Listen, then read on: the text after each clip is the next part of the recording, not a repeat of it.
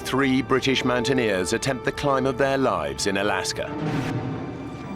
But within sight of the summit, the weather stops them in their tracks. Steve! When frostbite threatens the life of one climber, the others must decide. Stay together and hope for a rescue that may never come, or leave their friend behind. If we leave Nigel here, he dies. One man risks his life to go for help alone. But tragedy strikes. He faces almost certain death, knowing his friends have little hope of rescue. I've let them down. I've let my mates down, and they're probably going to die.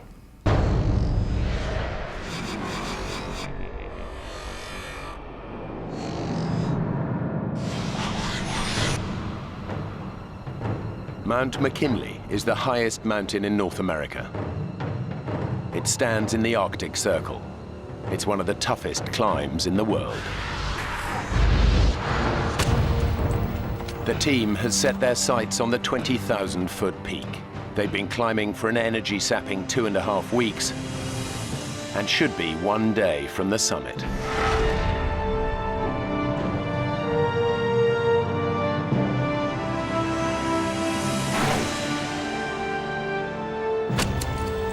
Steve Bull has been climbing for 18 years and has conquered some of the highest peaks in the world.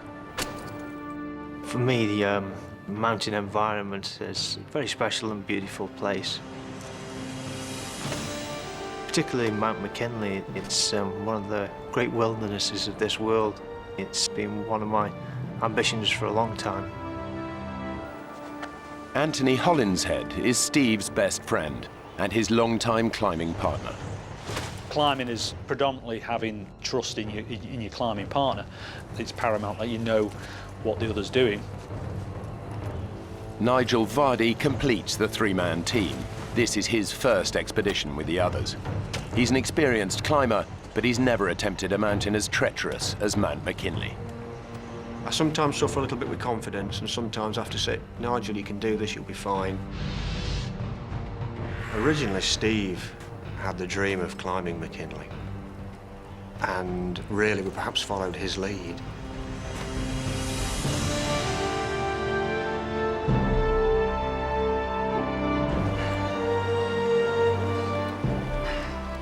It would be the first big expedition that Nigel had done, so I think he was a little unsure of what was in front of him.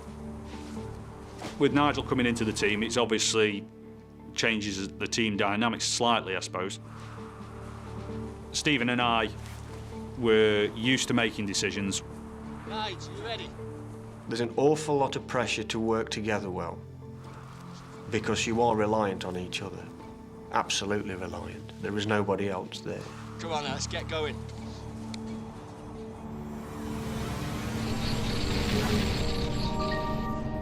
There are a number of routes up Mount McKinley. One of the most popular is the West Buttress. But Steve, Anthony and Nigel have decided to tackle the much tougher West Rib route. After 17 days of severe climbing, they've reached their last camp at 16,000 feet. They aim to go for the summit tomorrow. The night before the summit bed, we're in the tent. We're all pretty high. I think we're ready for it tomorrow. Now, ladies and gentlemen, dehydrated meat or fish, or how about our lovely powdered vegetarian option? He is a real comedy character to know, is Anthony. Full of life, always got a good laugh. Hey, nice bit of colour you picked up today. You'll be in swimming trunks tomorrow. Did you not put your sunblock on today? Steve's quite the opposite. Steve's a very serious character. Should be like a religion to you, Nigel. You know what the sun can do to your skin up here? Right. Fast up, fast down, OK? So let's strip all the unnecessary gear and pack a kit. What we agreed? Frillies in tutus. The conditions can be extremely hostile at this altitude. The team must be sure of the weather before they decide on making the challenging climb for the summit. Base to Jensen, weather's looking fairly good for the next 24 hours. Copy that, base. Good night. Good enough? We better get some beauty sleep then, eh? To infinity and beyond.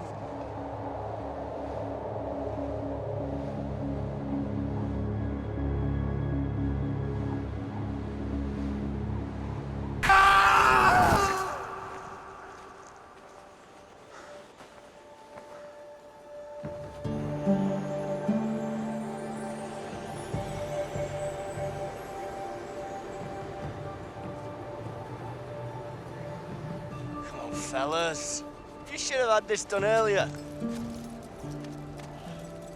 He said, run for the summit, stick the flag on, get the photographs, and back down again. To get to the summit and back before nightfall, they need to travel light. They leave the tent and most of their equipment behind. The climb to the summit is about 4,000 feet from here, maybe a little bit more, and it's a lot to do in this altitude, so we've got to go light and get back down before it goes dark. They now face one of the toughest sections of the climb. Steve was sort of, come on, let's get on this thing. Bang, bang, bang, and away he went. On the opening stages, I'm not doing bad at all. But as the day is progressing, I'm thinking that we're moving pretty slow and we need to keep it moving a bit faster. It takes us such a long time to cover this. The time's really ticking away. After hours of hard climbing, the team are already behind schedule. They've now reached an area known as the football field, a flat plateau just below the summit. But the weather is changing. As we walked across the top of the football field, the wind started to increase rapidly.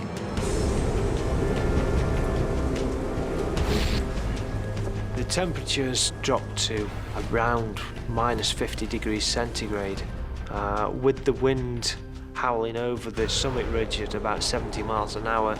I don't know what that takes you down to, but it's cold, believe me. Every step is just draining. You're almost crawling, really, just to sort of get your face out of the wind. It can be like being hit with hailstones, frozen peas, if you've got exposed flesh.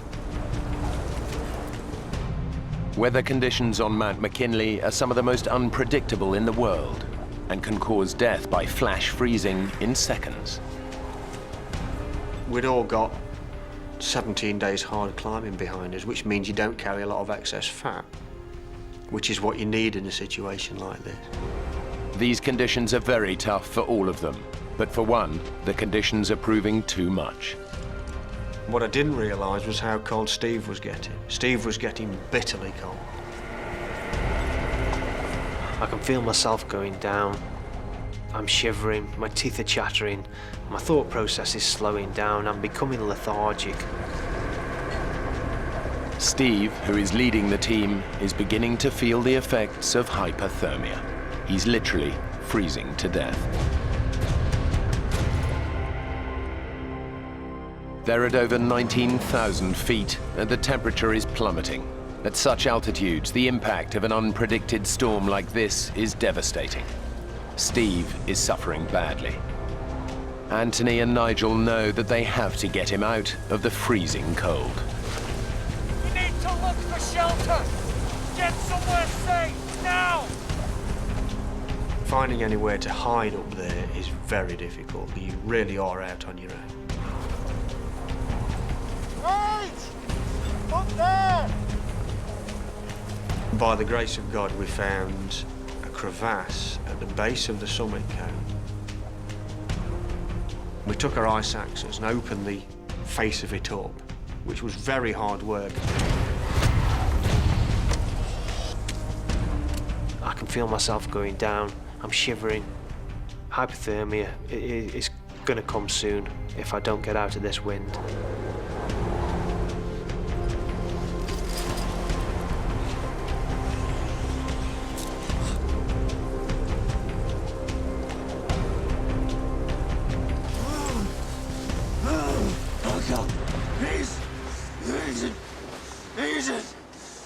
It was a wind that was killing us. And once we were in there, I'm not going to say it was warm, but it was warmer. Oh God, please. As the cold's taken effect, your mind's slowing down, your reactions are slowing down, thought process is slowing down. So I'm relying then on others to take care of me. I need you to hug me. I need you to get some warmth into me. Steve asks me to sort of cuddle him, keep him warm, really. You ever tell anyone about this at climbing club? And you're toast.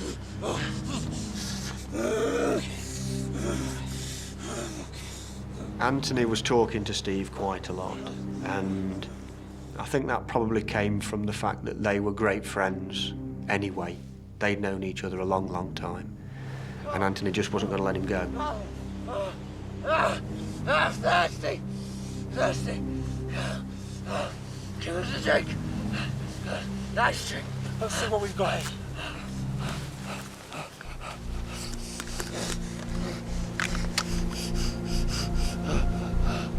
Dehydration is a major, major problem. The team begin to regret leaving their equipment behind. What's that then, Nige? We should have carried a stove to reheat and to get some warm food inside us and possibly a better drink inside us.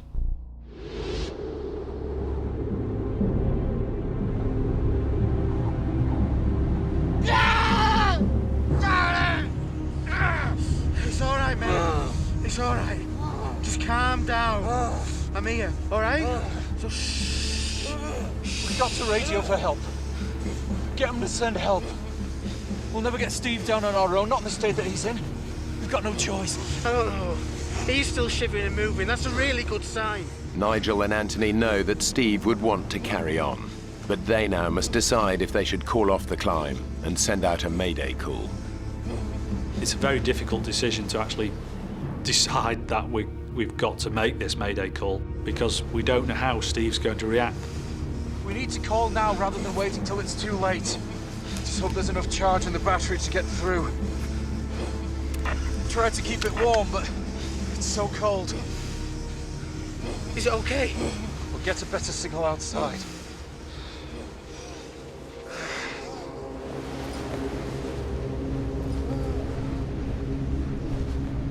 Base camp!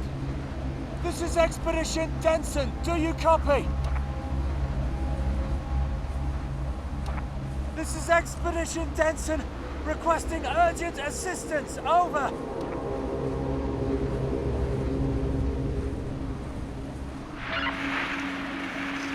This is base camp. Base camp receiving. If you're trying to reach us, we can hear your button being pressed, but no voice transmission. Repeat, your button, but not your voice. I felt very happy to hear somebody else's voice, that there was somebody there. But they were really struggling to hear us. We need you to respond by click. 1 click for yes, 2 for no. And so they started off, are you this expedition? 1 click for yes, 2 clicks for no. Are you Expedition Zambezi? We just went down until they got a click for yes. Are you Expedition Denson? And at that point, they've got who you are, what route you're climbing, next of kin, equipment, all this information they can use. The storm is too bad to rescue you tonight. We need you to call again in the morning.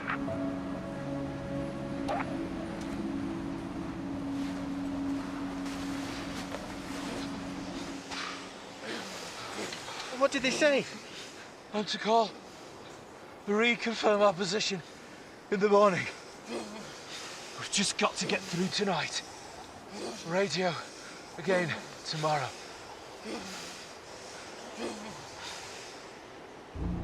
Steve? Nige! Steve, stop moving! Steve! Steve! Steve is becoming dangerously hypothermic, and now Nigel is also losing his battle against the cold. I don't realise I'm going hypothermic, and my own mind is shutting down.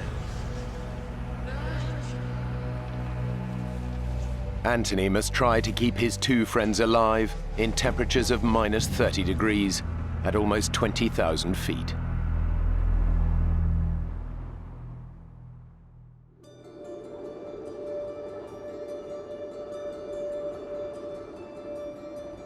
It's been a long night, but eventually Anthony emerges to see if the weather at least may be changing for the better. With daybreak comes another surprise. Morning. You seem disgustingly fit for a man who was a shivering wreck last night.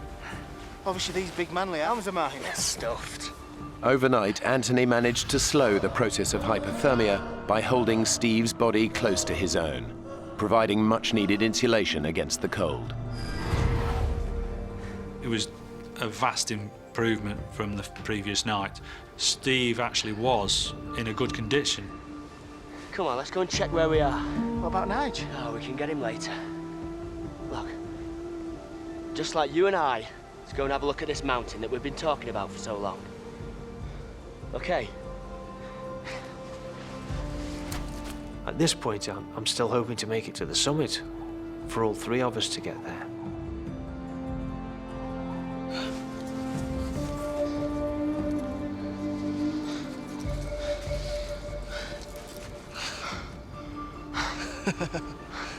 Will you look at that?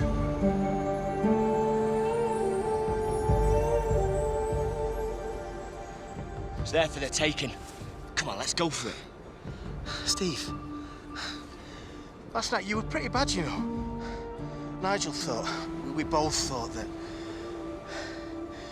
he should radio a distress call. What the hell did you do that for? And what did they say? Nigel went outside to make the call. He said the radio didn't seem to be working. One last push and we're there. So let's get back, radio base, and tell them that we're all fine now. I'm sorry, mate, but you were a real mess. It's fine. Really. Let's just get back, get Nigel, radio in, and push on.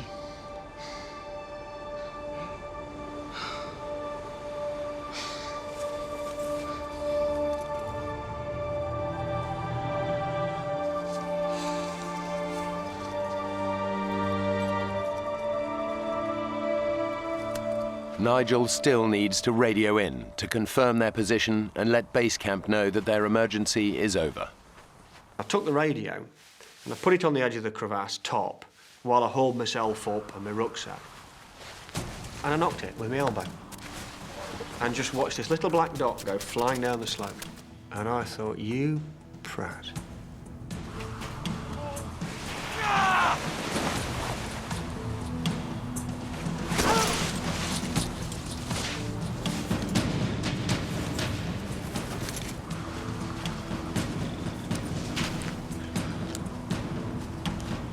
Base camp, this is Expedition Denson. Do you copy? It's dead. Which was a hell of a thing to realise. Base camp, this is Expedition Denson. Please come in. Your only means of contact with the outside world was gone. And it's the one thing that could save you, is being able to talk to people.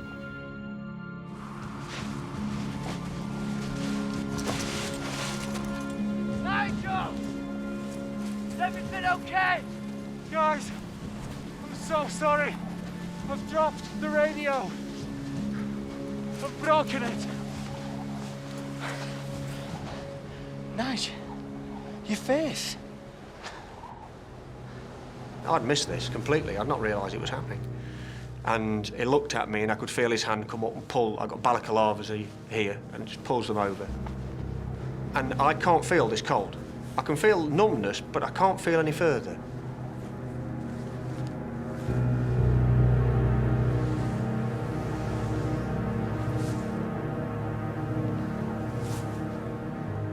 I look at Nigel and I'm shocked. He's in a terrible state. The day before, he got sunburnt on his cheek, and overnight frost must have got into this because his face was swollen up the size of a football. I don't know how long he's going to last. We've just got to get him off. Let's get you inside, eh?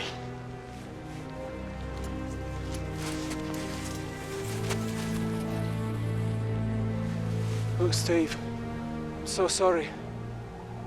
Maybe the two of you can push on. I know how important getting to the top is for the both of you. Look, let's not worry about that now, okay? Steve and Anthony took it fantastically well, actually, and I felt immensely guilty. Still do. We've got to get down. Get him to a hospital and quickly.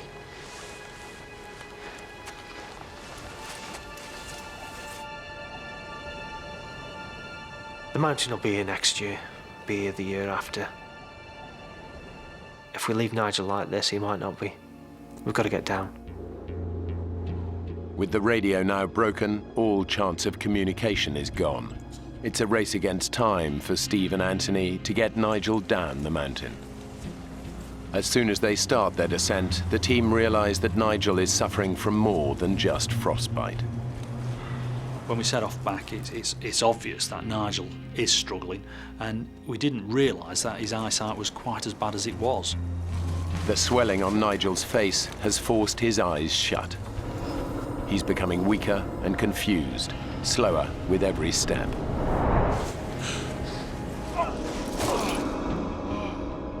It's a feeling of being out of control. Nigel! Keep moving! He was falling over and tripping over. It was painful to see. Steve was starting to cool down as again, and that was becoming a concern for Steve. I am worried about both Steve and Nigel at this stage. Left out. Put it round me. Go on, fellas! Keep the pace! Come on! Put it round me. Come on! The temperature has now dropped to around minus 30 degrees. Nigel is slowing the team down, and Steve knows that it won't be long before he again succumbs to the cold. We've got to get down. We've got to get somebody down now and organise a rescue.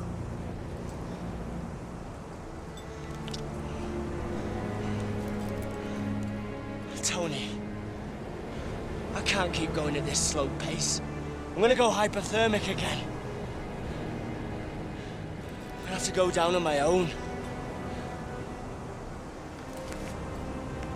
The decision when Steve says this to me is do I stay with Nigel or do I go with Steve? If we leave Nigel here, he dies. I didn't think Nigel was in a fit condition to sit it out on his own. I don't think he would have lasted very long if he'd been left to his own devices. You're the only one who can make that descent on their own. It's up to you, mate.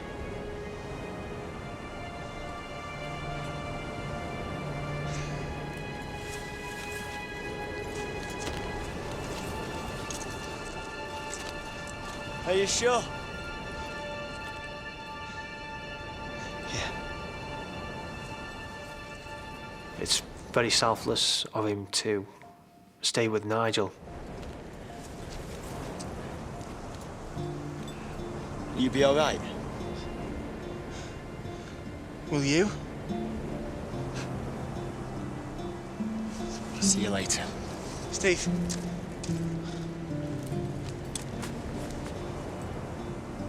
Watch your step.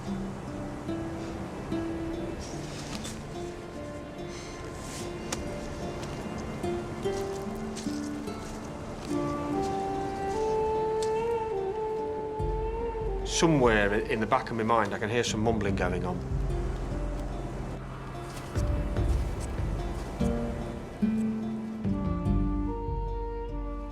And Steve walks away.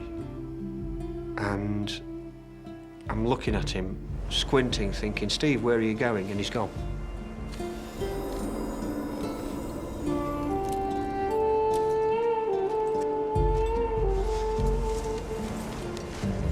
Nige, we're just gonna settle ourselves here for a while, okay? Yeah? I'm trying to keep it from the forefront of my mind, but it's obvious that there is a chance that Nigel could die. It's a weird experience seeing Steve go off on his own. It's a massive responsibility for me to get down, and I feel the weight of that responsibility. It's on my shoulders to make sure that these pair live.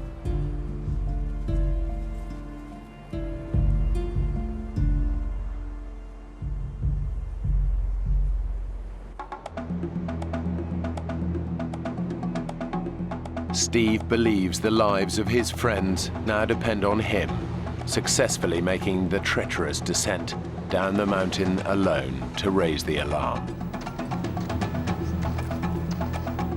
He's decided to descend by the more popular West Buttress route, where he hopes he's more likely to meet other climbers.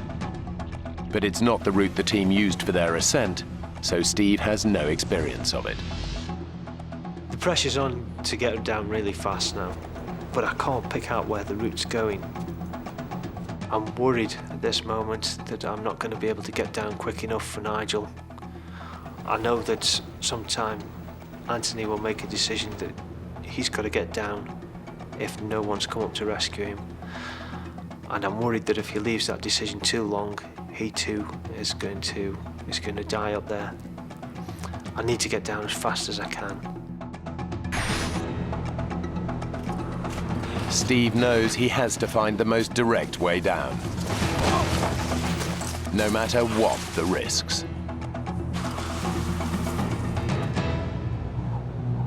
I'm going to go for the ice chute. I think it's the fastest option, and I can clearly see where I'm going.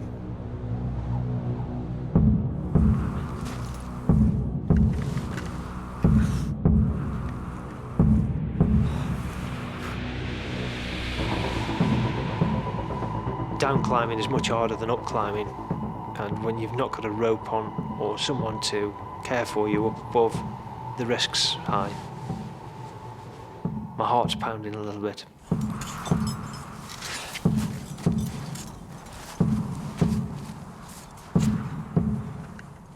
Everything seems firm, everything's holding. Okay, big breath, come on, let's go. Good. Solid. Okay. Another placement. It's good. Solid. Good. Solid. Good. Solid.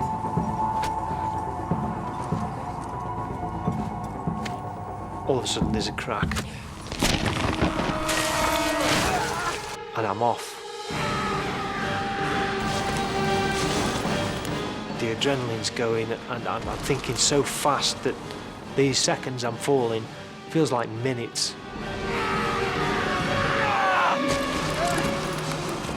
There's absolutely no way I can plant this ice axe to stop my fall. It would just rip my arm out of the socket.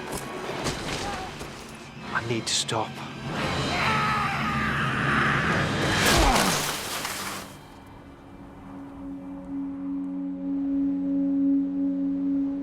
Steve has fallen around 1,100 feet.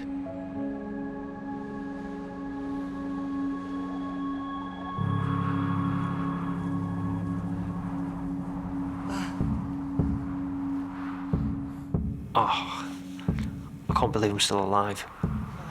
The fall should have killed me.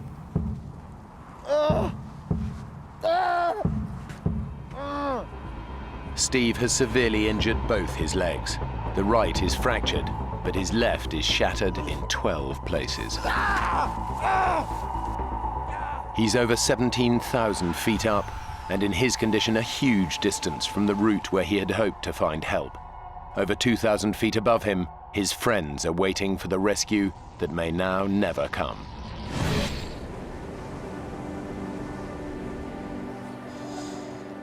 We still can't eat or drink anything, and this is almost 36 hours after we'd set off.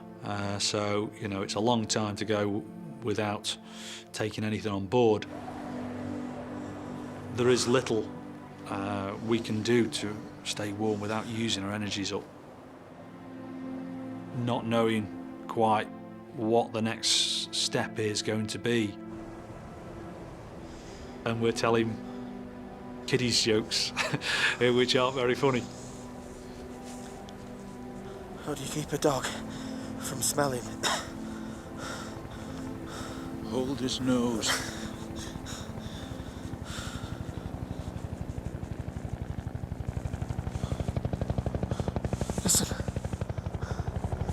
listen. Steve's got down and given him our position. We're gonna be okay.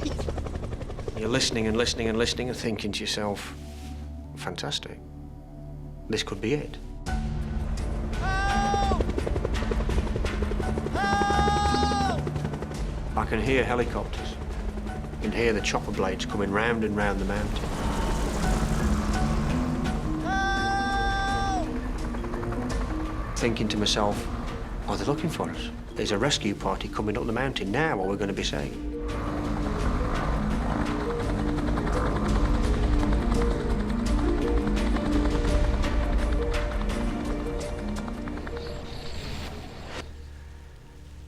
And the blades go away and sink into the distance.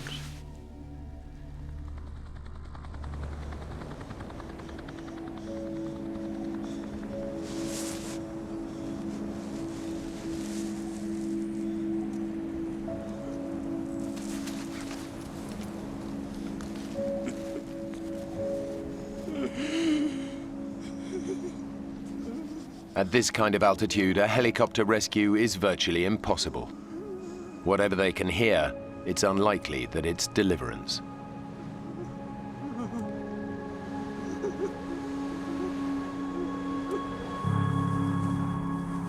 Beneath them, Steve is critically injured, but is making a heroic effort to drag himself to where he can be spotted by other climbers. His injuries are so bad he might not live, but Steve believes that if he fails, all three of them will die on the mountain. I've got to gain access to the popular route where people will be coming up. But my only hope is going back up the ice chute I've just fallen down. I've still got the crampon on my right leg, and I'm using that right leg to purchase me up. I can feel the bone grating as I'm going.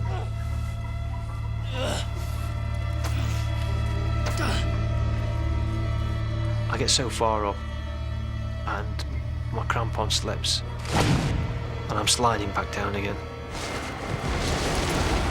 On the way down, I bang my left leg.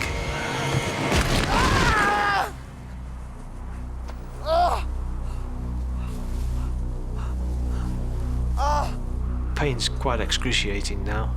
I need to take a look at my legs and see what condition they're in.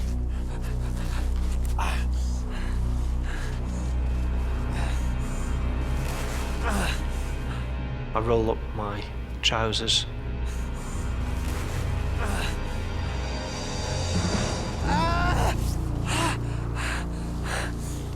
The bone on my left leg is sticking through the skin. I'm really concerned now that I might bleed to death. And try to put pressure on the wound to stem the flow. Now I'm pressing down onto bone end and just raw fibres showing through the skin.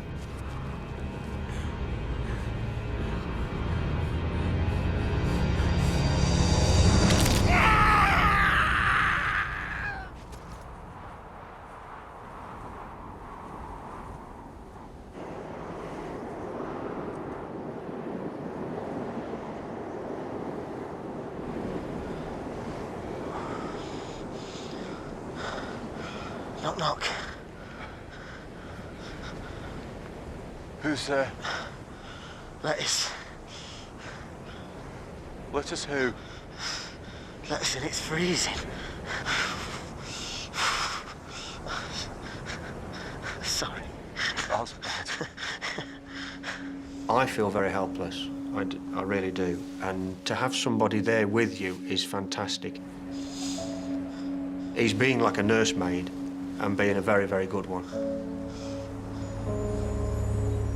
Frostbite has started to affect Nigel's hands and feet. They're deteriorating fast.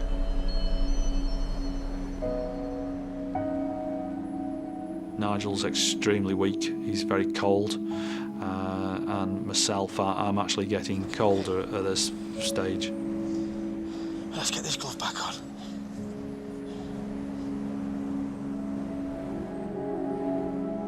As time ticks on now, I am becoming a bit disconcerted about being out another night with Nigel in a very weak condition. Come on now. Won't be long. Could be on the way any minute.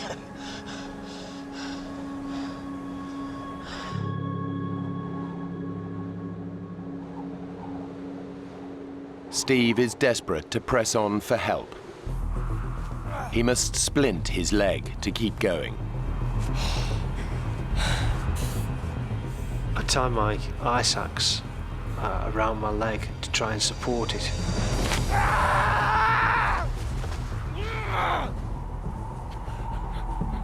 Everything's lined up now, and I'm looking in better condition.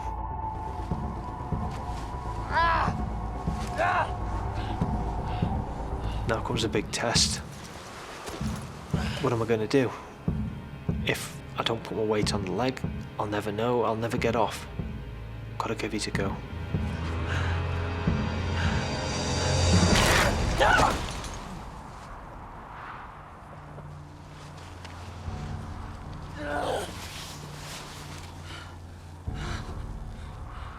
I'm sitting here in the snow, wondering what the hell I'm going to do.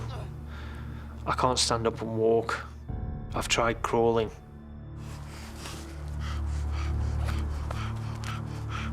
I've got a whistle.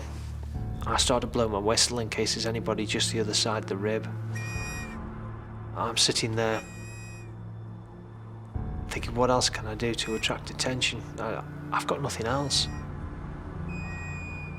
I've let them down. I've let my mates down, and they're probably going to die.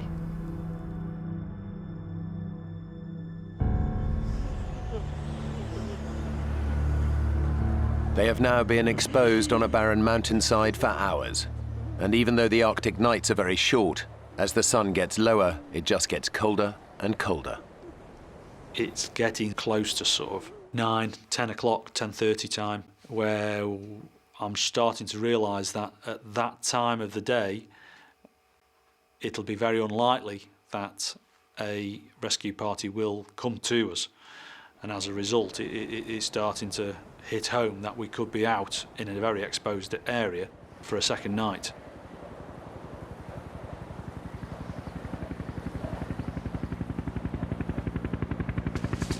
Nigel? Nigel? Oh, God, please.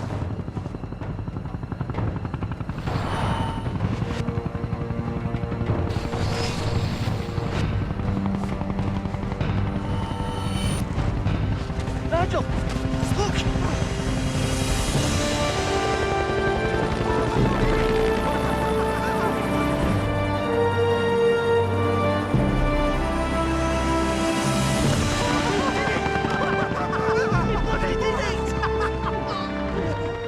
We thought Steve was the hero of the day for raising the alarm and getting the helicopter to us.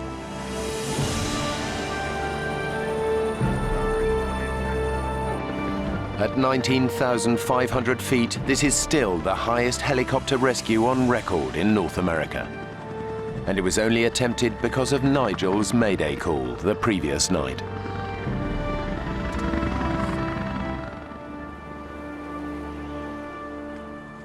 But it's not looking good for Steve.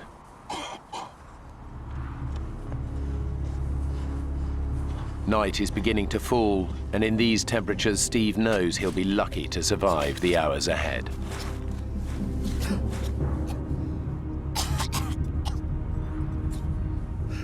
I've got to look after myself for the night now. I've got to think about shelter, about keeping myself warm. What if the wind comes down the mountain? I untie my ice axe from my leg, and I etch out a shallow hollow and build up a small wall. It's enough to keep any wind off. I need to make sure that I stay awake when it's dark. If I don't stay awake, I die.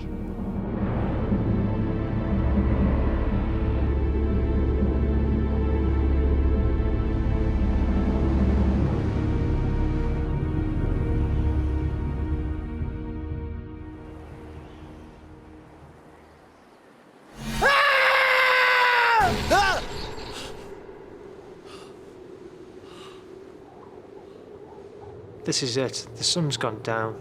If I think about 4 hours in the dark, temperature's down to minus 50 centigrade, and surviving it, it's a long, long way to go. Steve's body is succumbing to the cold. He tries desperately to stay alive. I'm thinking about my family back home in England. That's keeping me going. I want to see my family. I want to go home to them. I've got to stay awake.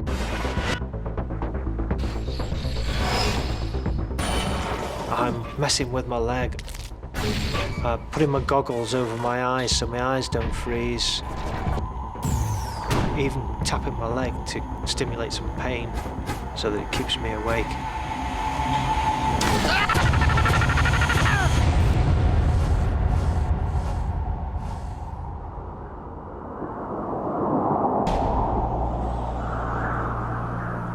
Climber Steve Ball has had an horrific fall on Mount McKinley. He's been stranded for 15 hours with terrible injuries in unbelievable cold. His fellow climbers, Anthony and Nigel, have been rescued. All he can do now is hope someone finds him before he dies. Steve! His friends have no idea that Steve is still lost on the mountain. Somebody came into my room in the hospital to ask me what Steve was wearing. It's only then I actually realised that Steve wasn't in a place of safety. He'd been there for up to 12 hours out, exposed on the mountainside, and nobody knew where he was.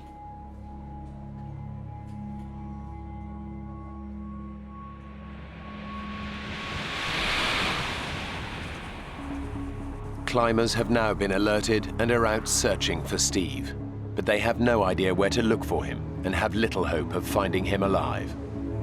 It is rare for the human body to survive overnight temperatures as low as minus 50 degrees.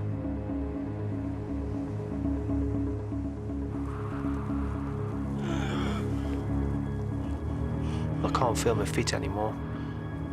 My nose is cold. I don't want to take my fingers out of my pockets. I just want to stay huddled up. I haven't got a lot left. I'm starting to lose it.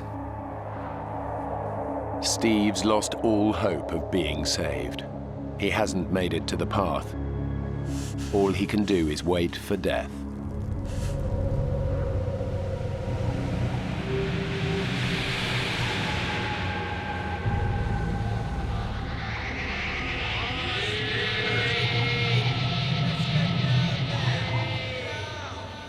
I'm hearing voices, and I don't know who it is. I think I'm dreaming. But it's not a dream. These voices are real.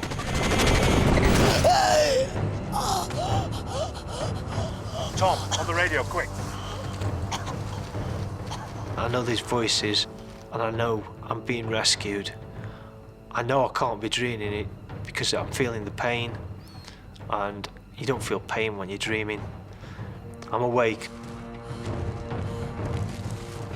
They tell me they're climbers, and they found me, and they're surprised that I'm still alive.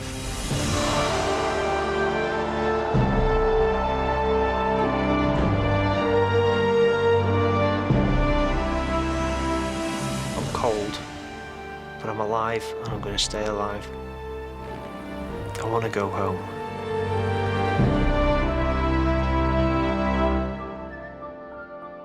After 2 weeks in Alaska in intensive care, Steve was allowed to travel back to the UK. He spent a further 6 months in hospital and another 2 years in rehabilitation.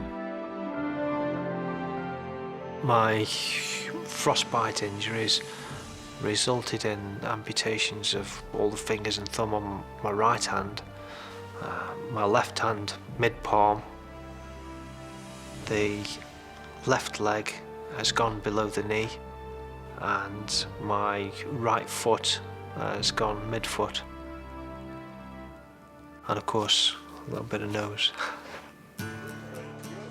Anthony and Nigel both suffered from severe frostbite. Anthony lost 2 fingers. Nigel lost all his fingers and all of his toes, as well as needing skin grafts to reconstruct his cheek and nose. I've managed to travel the world numerous times since all this happened and go into the Arctic, the Himalayas and climb. A little slower. Steve's asked me, as he would, whether we could go back and do it again, and I'd like to think that we will get back and get another expedition planned, possibly all 3 of us together, and do something, but we'll have to wait and see. I'm disabled now, but I'm out fell running, out walking, I go rock climbing, I go mountaineering, snowboarding, skiing, canoeing. I still go back to the mountains, I still climb, and I still get the same pleasure and enjoyment from the mountains. So, no, it's not worth losing life and limb, but you can't stop going. I'm hooked.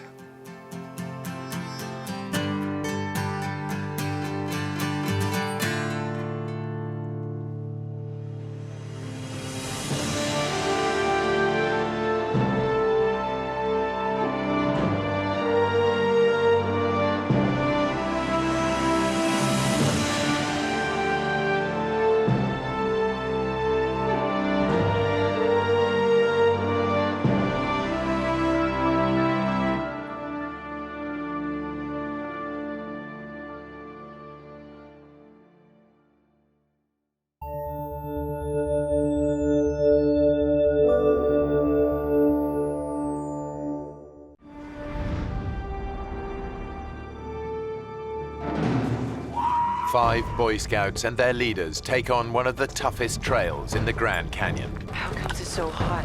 But they're soon at the mercy of a freak heatwave.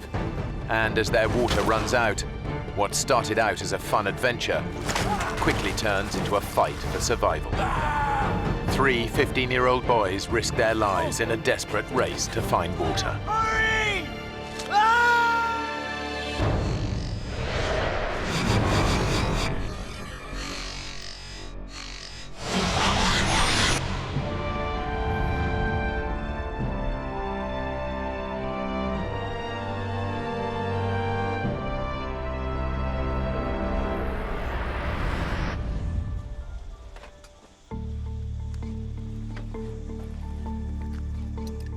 After camping out for a night close to the Grand Canyon's north rim, 5 Boy Scouts from Utah are about to make their very first descent to the bottom of the canyon. 3 of the boys are close friends. Is that bacon? Yeah. 15-year-old Mark Coons has been a scout for 4 years. Could have done with some of that this morning. I was saving it for big breakfast tomorrow. Scouting was really a big thing for me. I'm an Eagle Scout, which is the highest rank in the Boy Scouting program, and so it's meant a lot in my life. Mark is friends with Jordan Weiniger, who goes to the same high school in Bountiful, Utah. Every one of us boys, we'd grown up in the same neighborhood, gone to school together, and so we were excited to spend some time to bond and to have fun with each other.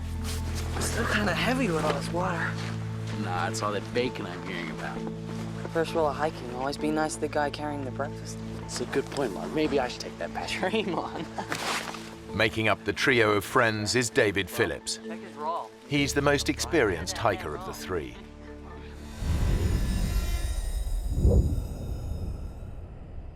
It's June, and the day is shaping up to be blisteringly hot. The leaders are following the first rule of Grand Canyon hiking. Take water and plenty of it. Okay, boys, don't leave anything behind. It's a real deal today. We're going over the rim. Guy Davis is the Scouts' leader. Most of the boys that went, I knew very well. They were about as high as kites. They were excited for the experience. I still remember my first time in the canyon. Veteran hiker Lauren Pace is in charge of navigation. Earl. He's also brought his brother Earl along. Better have a good time. Yeah, why not? Time of their lives. After a couple of hours hiking, the boys reach the canyon's north rim. When you walk around that corner and you see a huge panoramic view of cliffs, that go a mile down, there's nothing like it.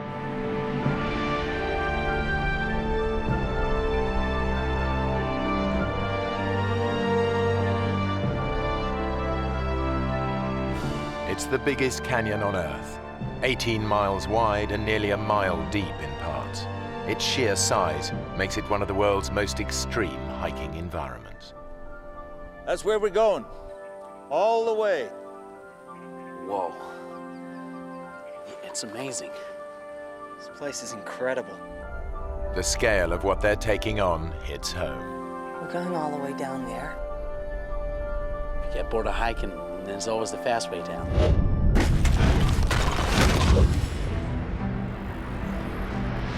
The group have already hiked 3 hours to their first night's camp. Now they'll make their descent, following the unmarked Little Nankoweap Creek bed. It's a tough hike with steep descents that drops 4,000 feet down to the Colorado River. There they'll fill up on water and take an easier route back up. The whole trip should take around 7 days.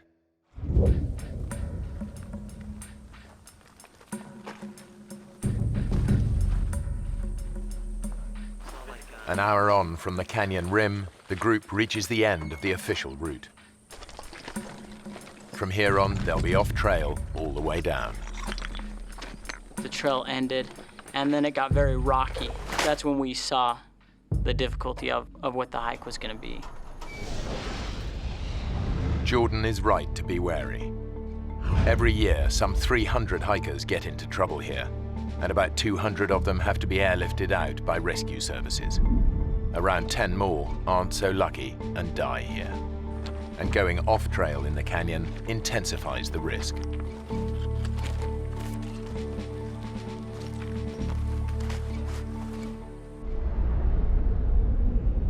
Yep, this is it, fellas. The big chute. The chute is a rocky gully over a mile long, an extreme descent over boulders, loose rock, and gravel. Jordan immediately sees how tough this will be. It was turning into a hike that, was getting a little more dangerous. They have no radio, and they're out of mobile phone range. If anyone gets hurt, they're on their own. It was really steep.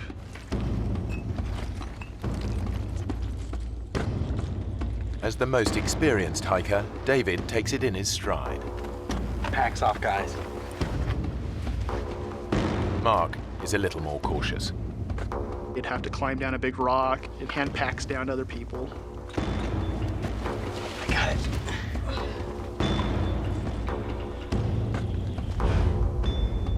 So at that point, it wasn't just a hike, it was more of a climb. A section of loose shale makes the going even tougher. If you did put your foot wrong or something, you definitely could take a nasty fall, maybe not stop until you go all the way down to the bottom of the Grand Canyon. After an hour of hot and exhausting scrambling, even Scout leader Guy is struggling. It's very difficult to keep your footing as you were sliding down.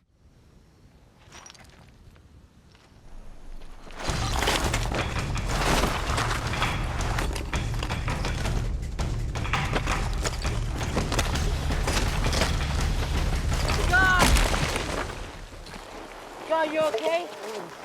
I hit a log straight on, and it just, I managed to catch it with the part of the body you should never hit a log with, and literally knocked the wind out of me considerably. You okay to stand? Come on, let me take this pack. On 3, 2, 3. Careful. It's a lucky escape. It could have been much worse. 2 hours after starting down the chute, the exhausted group reaches the bottom.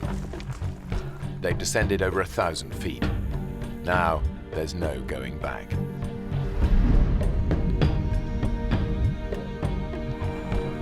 The temperature has been climbing all day.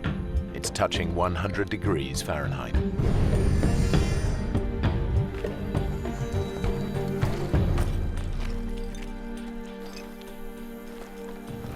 How comes it's so hot? It's gotta be a freak thing. It'll be cooler tomorrow.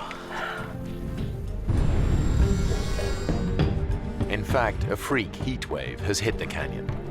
The temperature's heading for 108 degrees, much hotter than anyone expected. Lauren had been the year before, and it was hot, but not 110 degrees hot, you know, not cook you alive hot.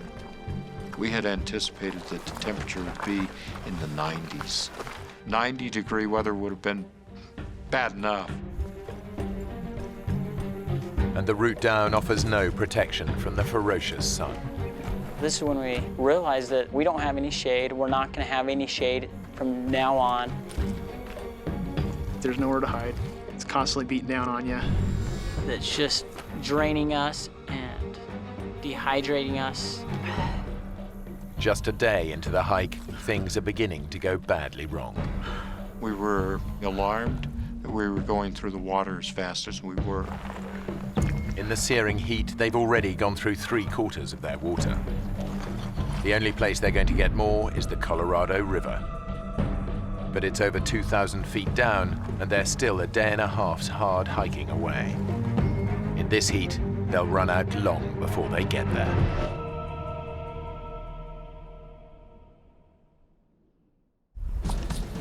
As we were hiking, that's all we could think about was the river, of getting to the river. But the boys are about to find out that blistering heat isn't the only hazard they face. Dave, don't move. You got a scorpion on your back. One sting could immobilize David. Hold still. Careful.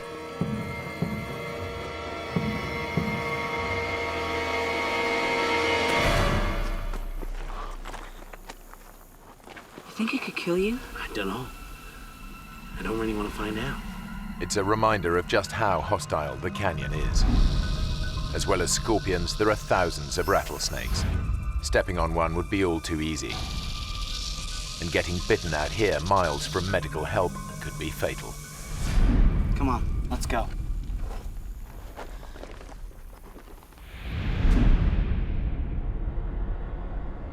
That afternoon, the temperature tops 108 degrees.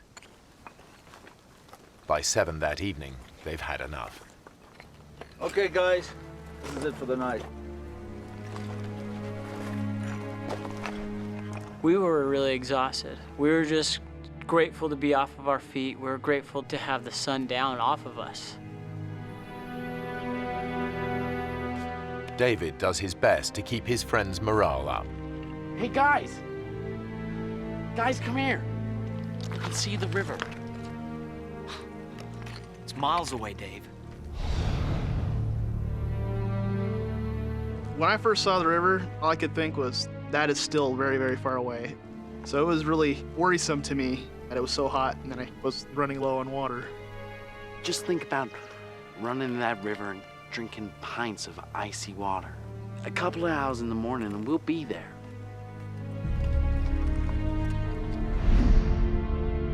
In fact, they're still a tough day's hike from the river, and their water is almost gone.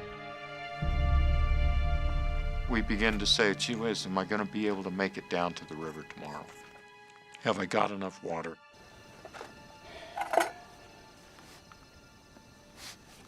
Their obsession with every drop of water is becoming overwhelming. Hey, Jordan, don't let it boil. It's a waste. Just gonna heat it a little. Hey, George, they're much better dry. They're nutritious and delicious. It's like having loads of little worms in your mouth, just wriggling about. I'm not hungry. Come on, Mark. You gotta eat something. I thought it was odd that I wasn't hungry after all that work all day. I don't know if that's some kind of side effect of dehydration or not.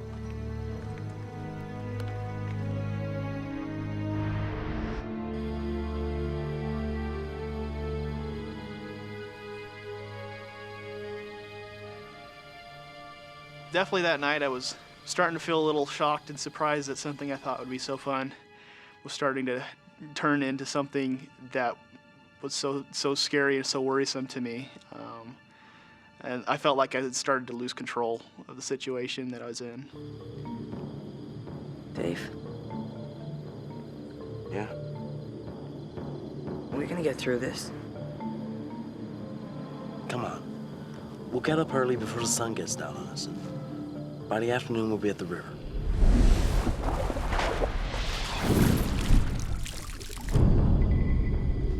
I'm gonna stay there all afternoon. Before sunup. That's when we need to get going. Like David, Jordan is convinced there's only one way to avoid being cooked by the sun again. We knew that we had to get up early. We knew that we had to beat the sun, that if we didn't, we knew that we would be in trouble.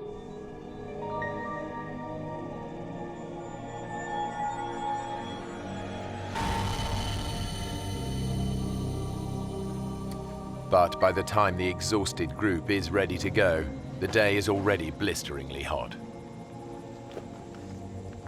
I know that when we did begin hiking, I don't remember what time it was, but the sun was on us. It was hot.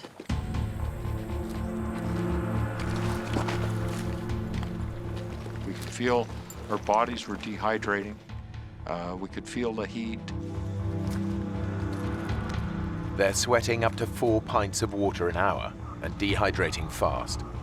They face exhaustion, hallucinations, and as their blood pressure drops, collapse.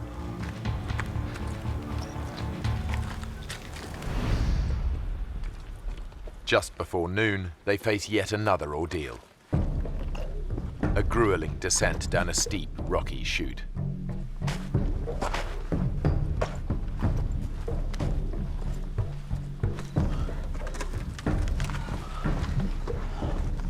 The few hours the boys hoped it would take to reach the river have long passed, and they're not even close.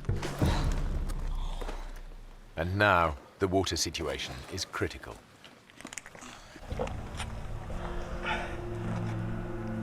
Is that it? You? Not a drop. David shared a lot of his water. Who wants it? He gave the most of his water to anybody. Go on, Jordan.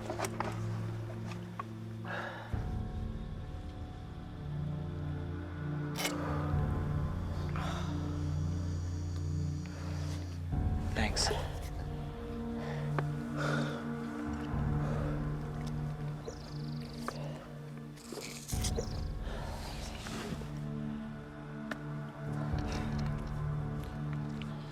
That's it. Their life-saving water has gone, and they're still a good half day from the river. I knew that we were out of water. I knew that, if we fooled around or wasted our time, I knew that we would run into trouble. Come on. Let's get to the river.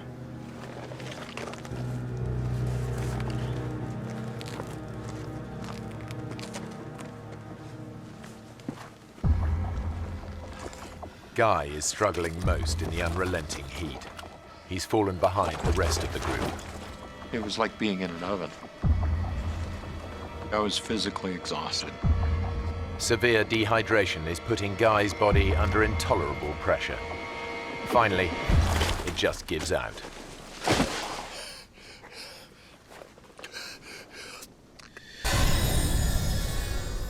If you take a deep breath, that sensation that you have where you can feel the oxygen going through your body, I couldn't do that. The best I could do is reach a shallow breath, basically.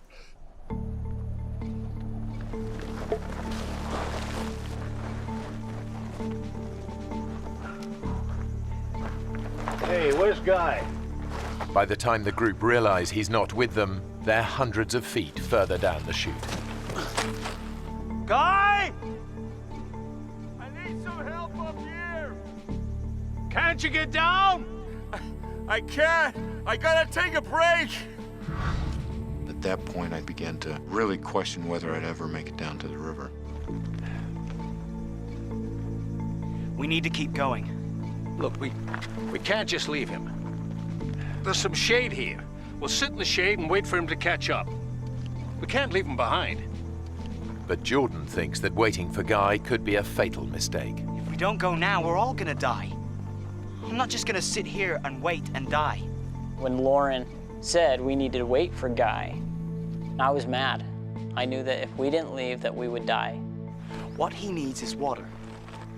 Let's get down to the river and get him some.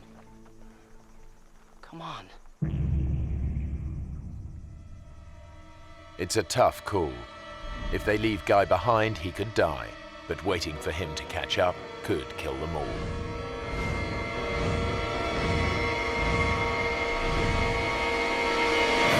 Okay. Guy!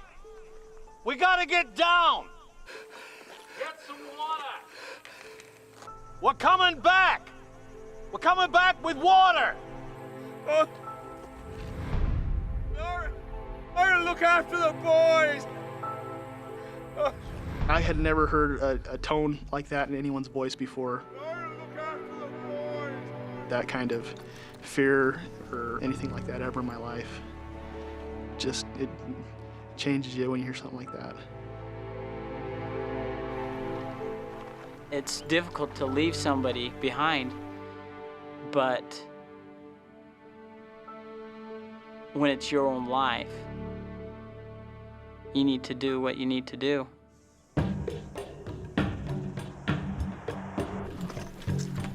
Two hours later, the whole group is desperate for water. Anybody got any water left? No, I'm out. Then Lauren remembers something that might just save their lives. Hey, wait a minute. Wait a minute. There's a creek runs up there. Half a mile along the ridge. There was water in that creek last June. I'll go. Give me some canister. See trees along the creek bank, okay?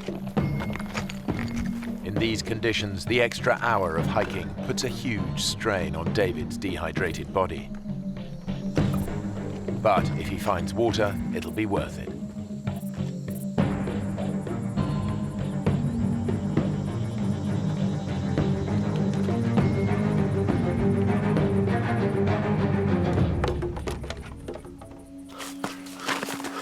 The creek is dry as dust.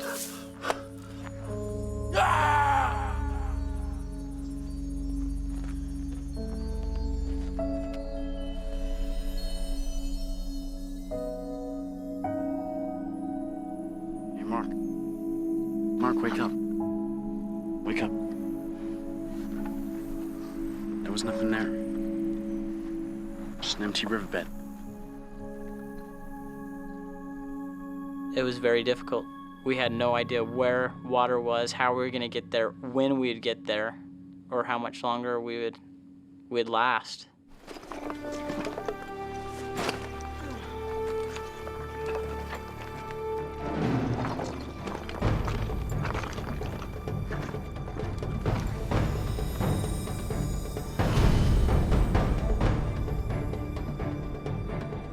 After 6 hours tough hiking, they're still a long way from the river.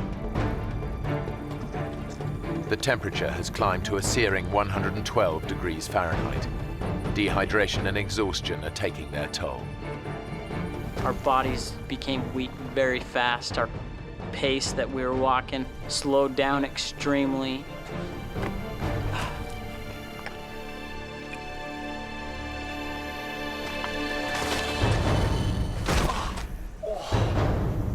For 71-year-old Lauren Pace, enough is enough. Lauren, you okay? Don't fuss. I'm okay. I'm okay. Listen. Guys, the sun is a killer. There's some shade here. We should wait till it's dark.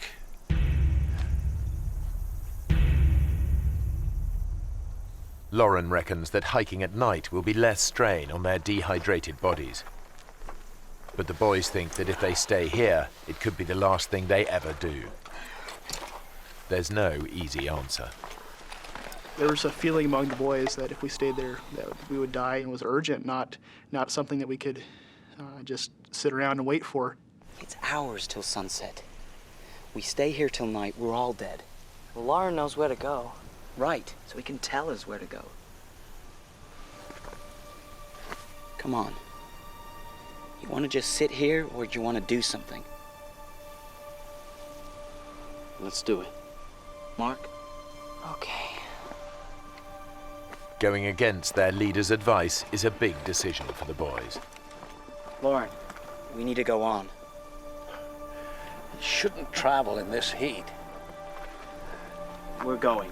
When we left Lauren and Earl under that rock in the shade, it didn't feel like even a decision at all. It was more like, we have to. Armed with directions, the boys head out. They're determined to reach the river and bring water back for the others.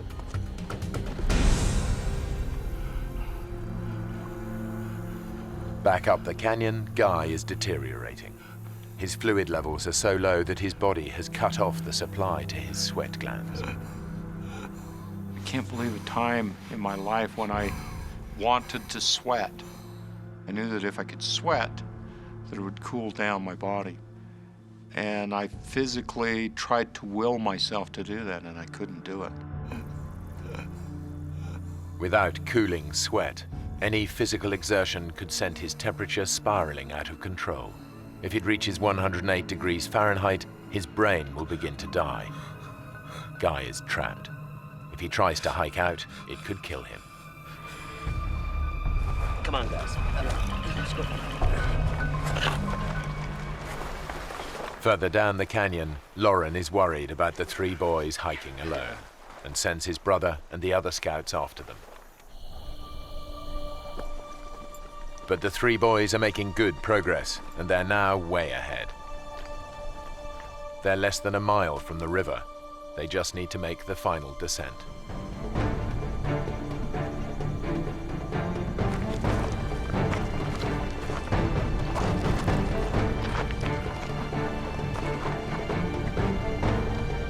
He must be those rocks Lauren was talking about. But somewhere they've gone horribly wrong. Instead of the safe route down they were expecting, they've reached a sheer 200-foot drop. We could not see any way down it. It's a dead end. There's no way down.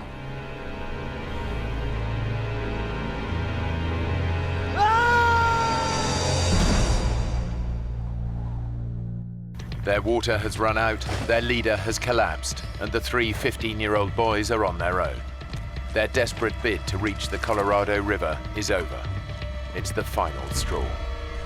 They've run into a dead end, a sheer 200-foot drop. What do we do? I don't know, Mark. Nothing, I guess.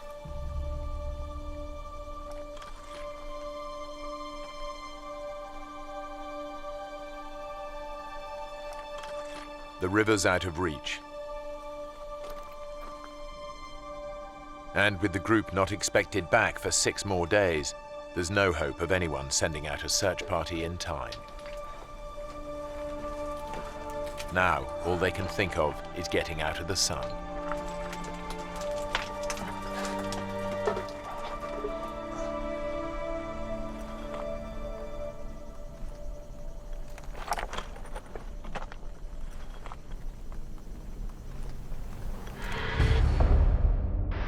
Back up the canyon, Scout leader Guy is also losing hope.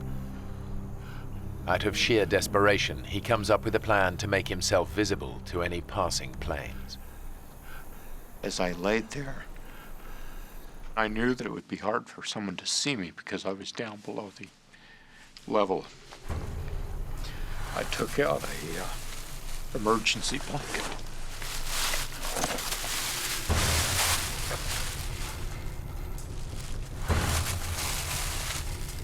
Guy is totally alone and virtually helpless. It's his darkest hour. When I realized how much of my strength it took just to do that, I was absolutely certain that there was no way out without help from somebody else. Sheltering under cliff-top boulders, the boys realize they face a slow and painful death from dehydration. In my mind, I knew we were gonna die.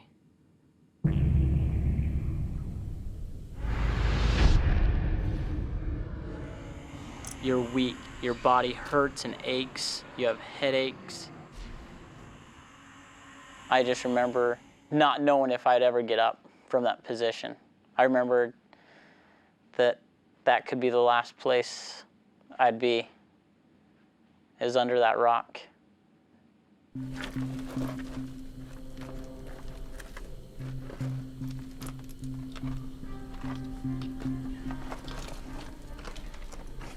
It was a pretty sad situation there, you know. And I was almost turned 16. I wasn't gonna get to drive or anything. You know, you think about your family, that you're not gonna see your mom again or your dad, and it's really sad.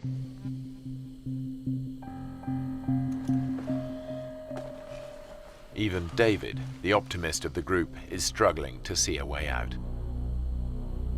I'd asked David a couple times by now, David, do you think that we're gonna make it? Are we gonna die? We are gonna make it, aren't we? And most of the time he'd be like, oh, Mark, of course we're gonna make it. You're fine, don't worry about it, okay? I think we might die here. This was the first time I heard David say, you know, Mark, I think we might. I think we might die.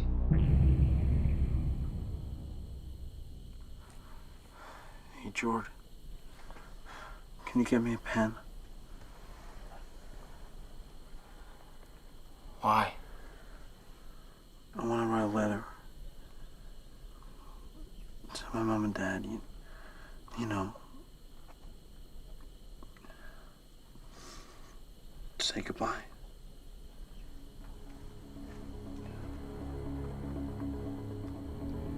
Don't be stupid, Dave.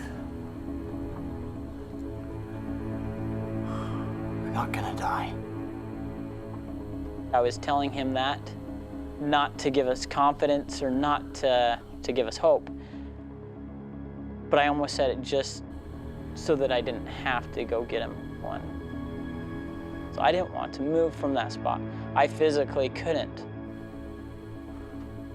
I was just gonna lay there to die, and I didn't want to do anything else. The boys start to drift in and out of consciousness. I had a dream of myself in a coffin. You know, my family had walked by, but my littlest brother just broke down in tears, covered his eyes.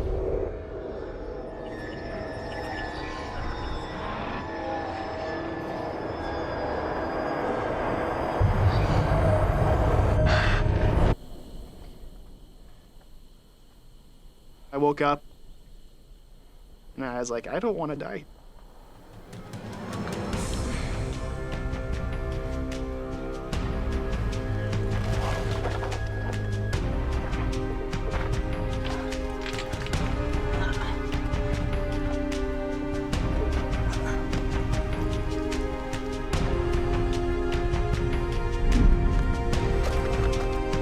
I had no idea where I was going, and I'm not a mountaineer or anything like that, but I decided we can't stay here.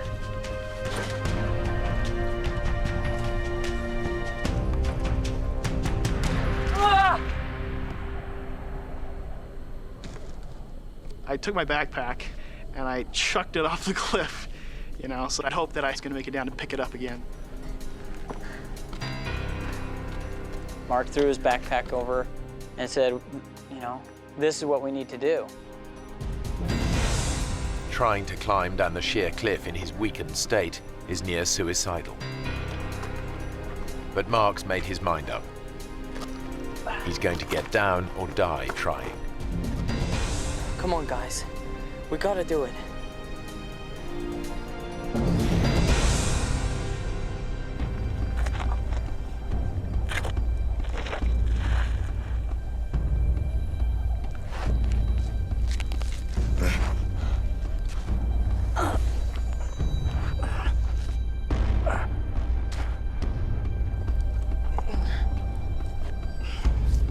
Even for experienced climbers, this would be a dangerous descent.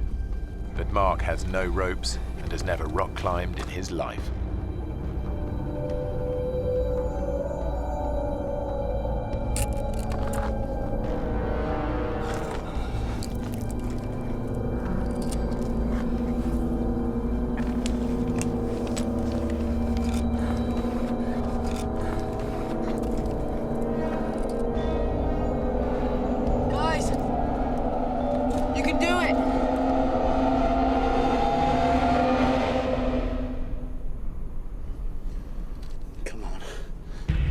I thought we were gonna die anyways.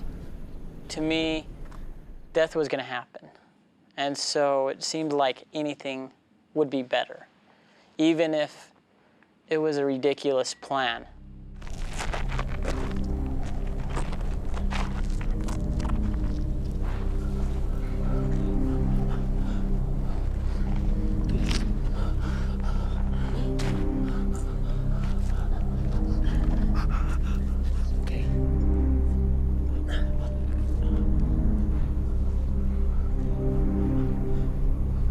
Hey, Dave.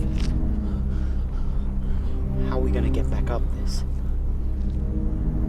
To the others.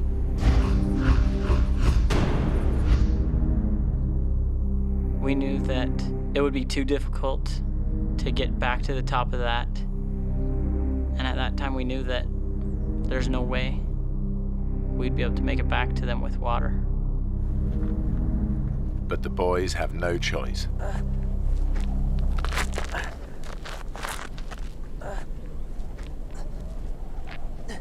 We climbed down that cliff, which was very frightening to me, because I knew that if any of us fell, we would die.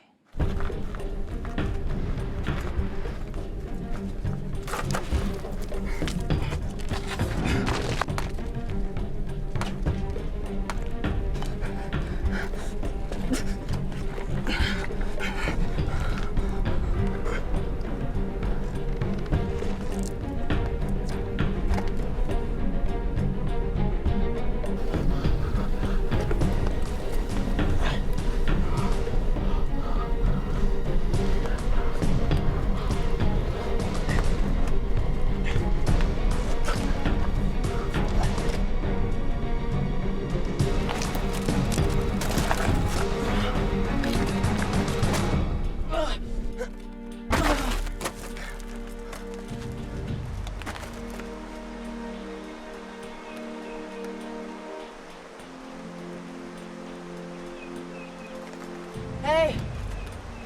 I can hear it! The river!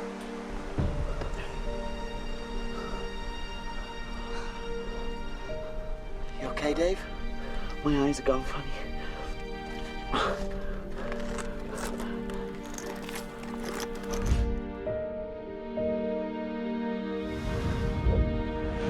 It's a terrifying climb, but David and Jordan finally make it down as well.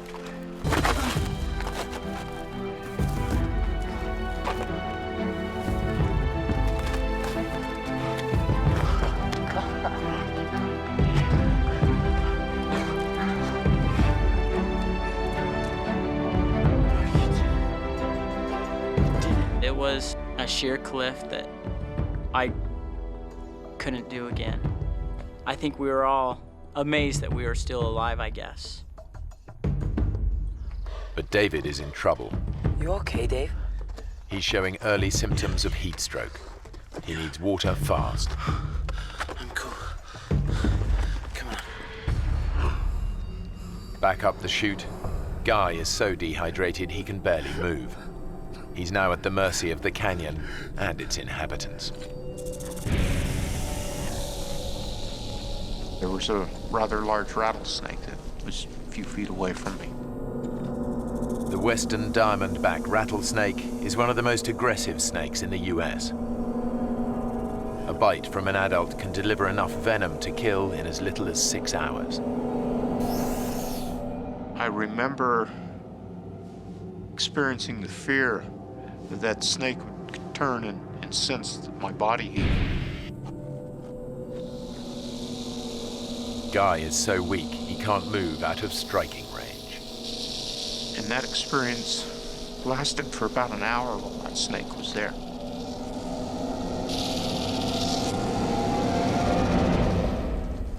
At last, the snake moves away.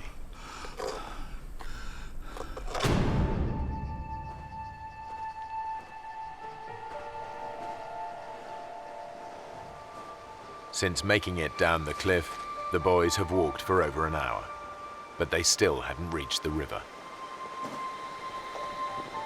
We could hear the water, and it seemed so close.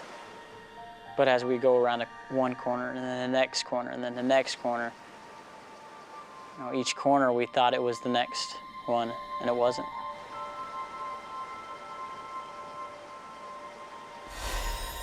I just remember how bad we wanted the water. Our tongues were like a rock wrapped with sandpaper. The pain of it was just excruciating.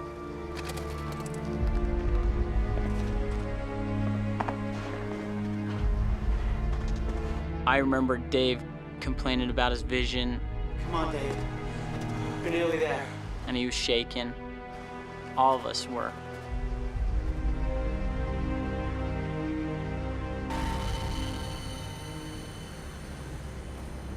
We got to an area where there was a tree that had fallen.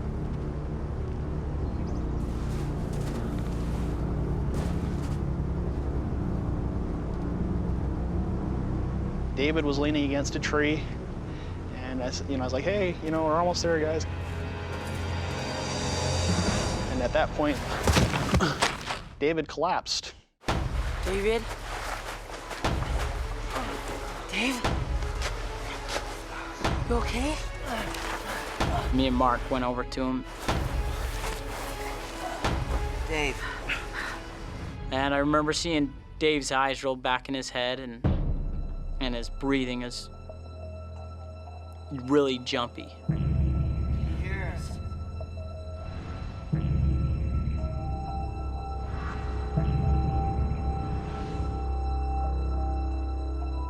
And I just knew that we were in trouble. The three boys are in a remote part of the canyon, and dehydration has finally made 15-year-old David collapse with heat stroke. With little chance of help, the situation is desperate. Say something, David. I'd taken first aid merit badge, as a scout. David? They train you for extreme situations like this. I knew it was very serious. Hey, Jordan. You guys get to the river. Bring back water. We're gonna get you some water, all right?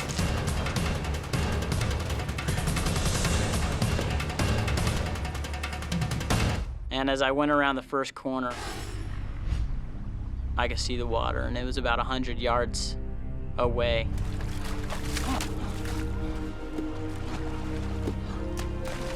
And I remember getting to the water and just being so grateful. I just knew I needed a drink. I wanted it so bad. And so I took a drink out of the water, but I knew that there was a higher priority, that Dave needed the water.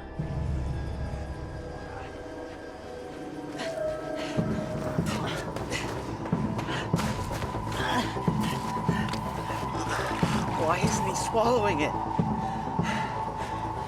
Pour it on him. So the next thing we could think to do was to pour it on him to cool him off. Come on, man. I'm out. I'll go. Hurry, okay? Hurry! I got to the river.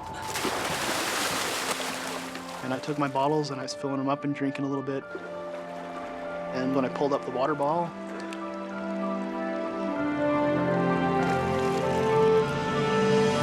I could not believe it. I saw two big yellow rafts coming around the corner. Hey! Hey, over here, help! Hey! My friend is dying!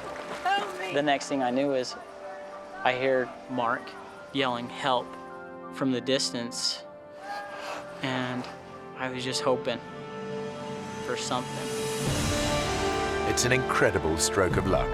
A minute earlier or later, and the rafters would have passed by without finding the boys. David, can you hear me? What's more, the rafting party is made up of off-duty doctors and paramedics. Let's get him back down, let's get him wet. Now it was such a great relief to me to know that there's somebody here that knows how to take care of Dave. Mayday, mayday. David is in good hands, but with night falling, there's no chance of a helicopter rescue before dawn.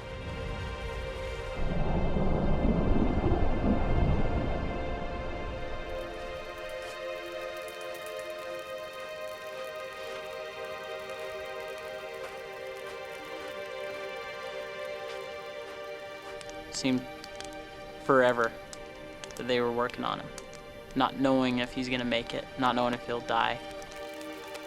He's still hypothermic.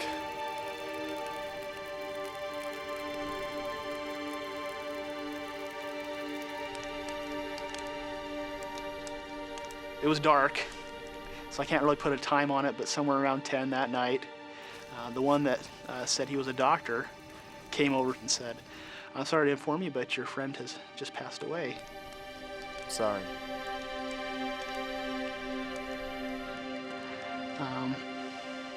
And it was a hard experience.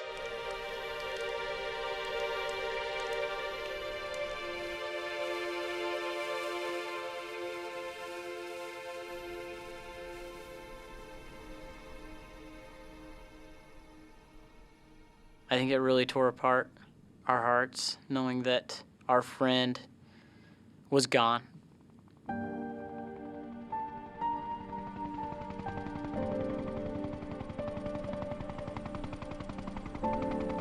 By the time rescue helicopters arrive the next morning, Earl and the other boys have made it down to the river. Thanks to his emergency blanket, Guy was quickly located, while Lauren was finally found wandering alone in the canyon. They're all devastated by the news of David's death. It's so weird, and it changes your perspective on death when someone you know and someone you've seen and been with an hour before, or a couple hours before, and it was vibrant and wonderful and happy, and then he's gone. 10 years on, Jordan is a policeman in Utah, and Mark is training to be a dentist. They're still good friends. Neither of them will ever forget David Phillips, and both men stay in touch with David's family.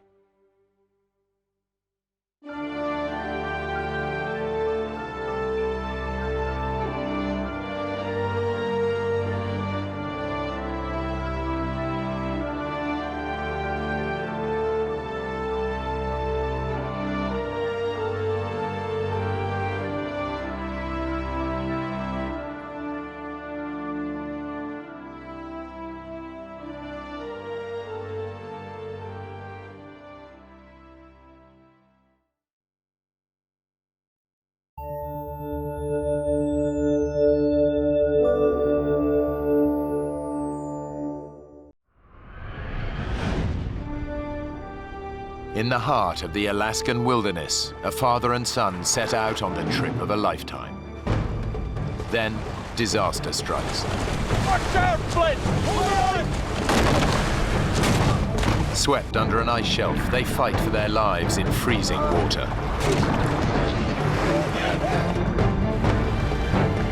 Dad, you're gonna swim! They've lost everything and are at the mercy of prowling predators.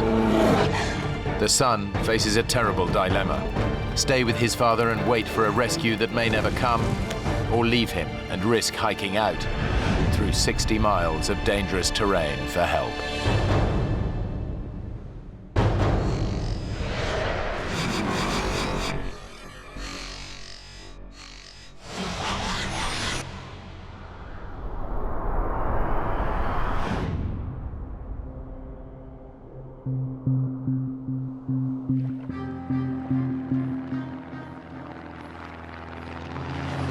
A specially chartered plane has dropped Blake Stanfield and his father Neil in a remote Alaskan wilderness 60 miles from the nearest settlement.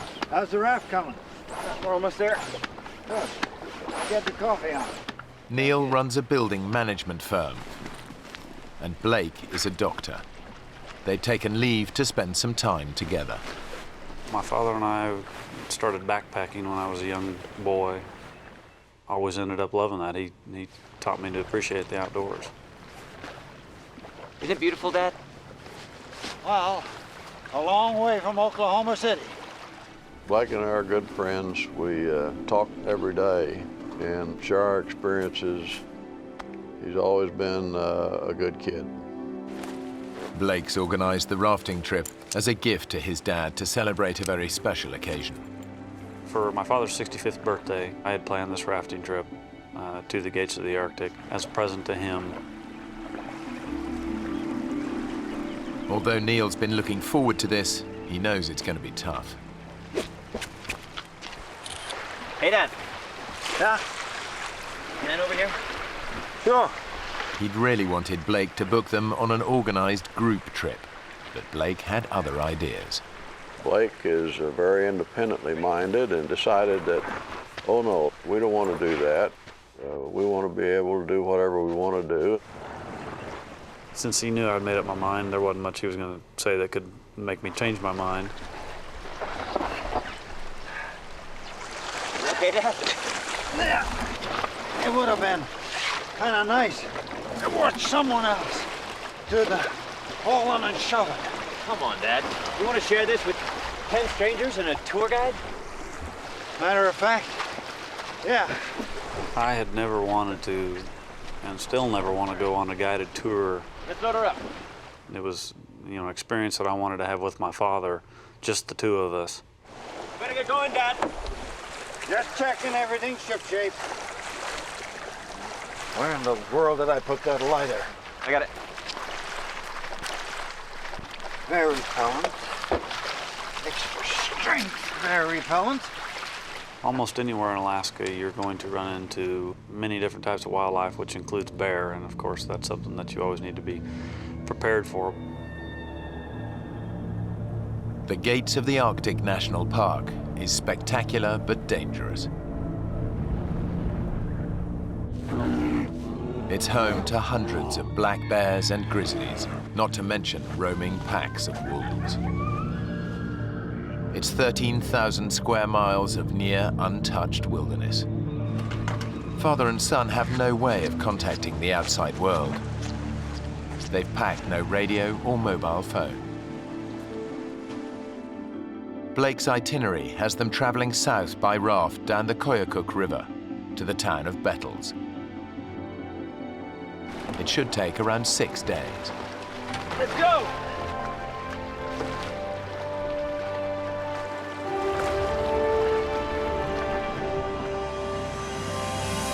It was about a 90-mile float that we had planned, just camping and doing little short day hikes.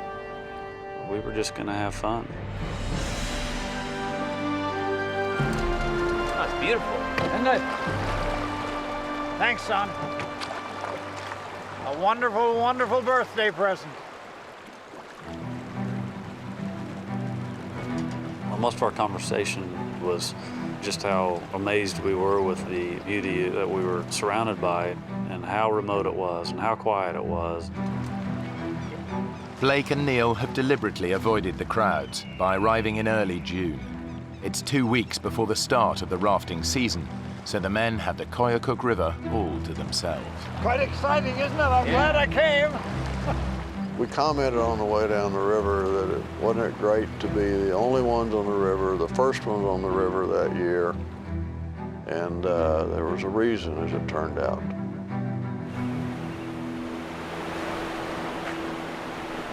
They'd been rafting for just a couple of hours when they noticed that the river is changing. Blake, ice.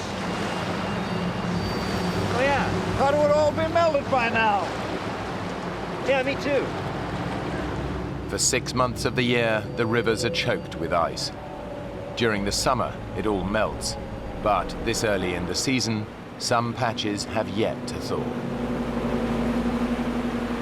The longer we floated, the more ice we actually started to encounter. It doesn't look like it's gonna let up. Do you think we ought to stop this thing? The current's picking up speed, and Blake struggles to control the raft. I kept trying to look around the corner, hoping to find, you know, which way we were going to be going. And that's when I realized that actually we didn't have a choice where we were going. The men are at the mercy of the current. We're gonna have to pull in and stop this. I'm trying, Dad. I can't slow it down, though.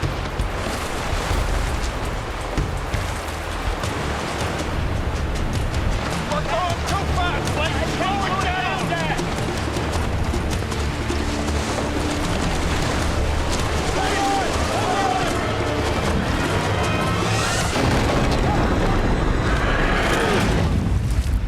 It was sheer panic at the time, and it happened so quickly there wasn't much time at all to think. The next thing I actually remember was being pulled right underneath the ice. There was so little time to realize what had happened, except that it was a real problem.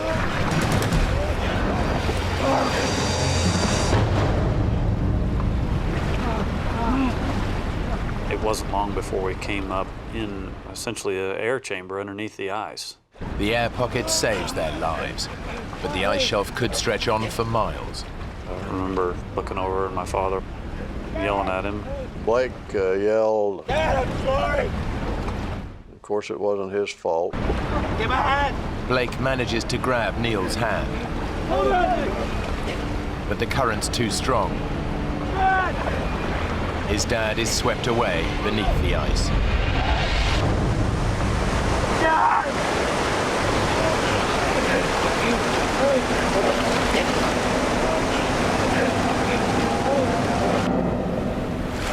The men are spat out from under the ice shelf, but their ordeal isn't over yet. We were being carried rapidly toward the second ice shelf. I saw it coming. I reached up and grabbed it to try to prevent from going under it. Of course, the river was such that I was carried underneath. The roof of this ice shelf is even lower than the last. And the second ice shelf had no room to breathe. I really thought I had taken my last breath. My father and I both ended up with a lot of abrasions to the top of our heads because we kept trying to come up to the air that we were hoping was there. I've never thought of a worse way of dying than drowning, and was certainly thinking that that is how I was going to die. After being under that water for what seemed like an eternity, I just remember popping out, taking in a nice big breath of air.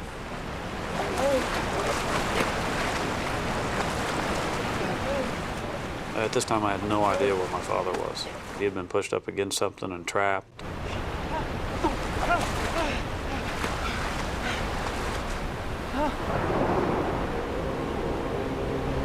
Dad! Dad! Dad! I don't know how I would have been able to face my mother and the rest of my family, letting them know that my father had perished, you know, when I had made it.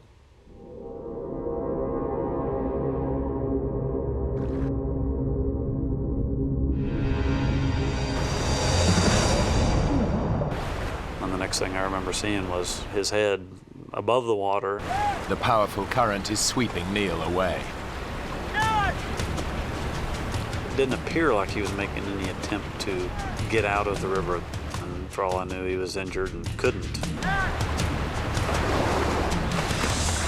Neil's disorientated, but somehow he catches hold of a rock and hauls himself out.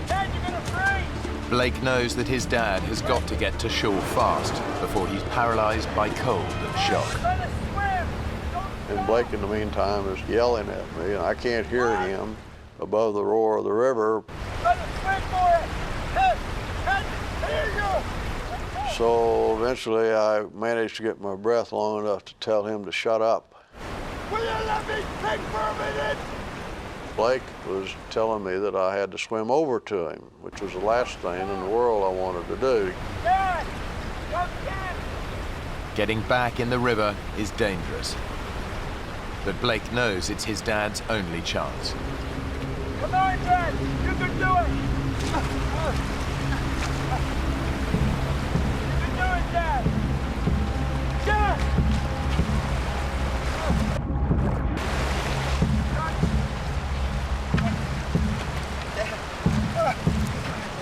Oh my God, you're freezing. Dad, come here.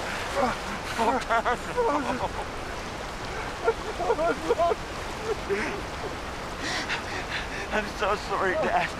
It's okay. It's okay. It was just bad luck. Bad luck. As a doctor, Blake knows that his dad's in the first stages of hypothermia. I thought you were gone. The second I got him out, I realized he was shaking uncontrollably. It was mild seizure-like.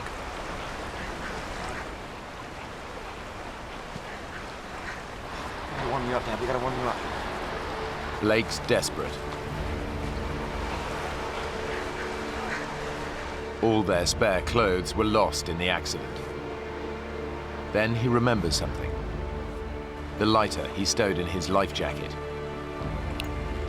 It didn't get washed away, but it's soaking wet. When I pulled that lighter out of my pocket and hit the button, that torch lit up, and maybe we were going to be able to have a fire.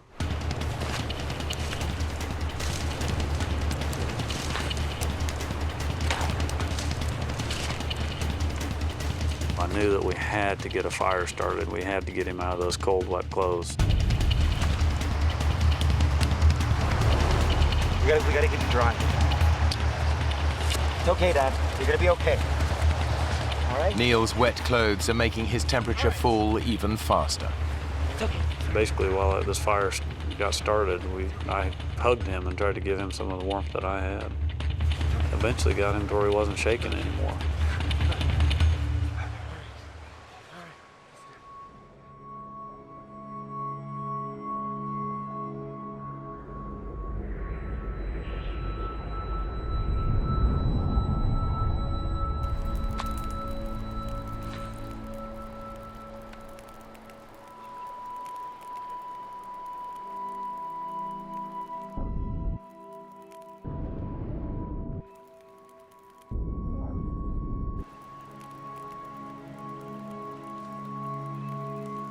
Blake, he had in his life vest a picture of his wife and son, and been so worried about ever seeing them again. And we were both somewhat crying. It's okay, look. It's gonna be all right. I'll be back home. But Blake knows their prospects are bleak. They're stranded in a remote wilderness and nobody expects them back for at least a week. Their raft is lost, along with all their food and gear. Worse still, the reserve is teeming with hundreds of wolves and bears. I think at that point we realized that we got some big problems. Getting colder now, the sun's going down. You think we ought to find a more sheltered spot? Yeah. You okay to move? Guess I'll have to be.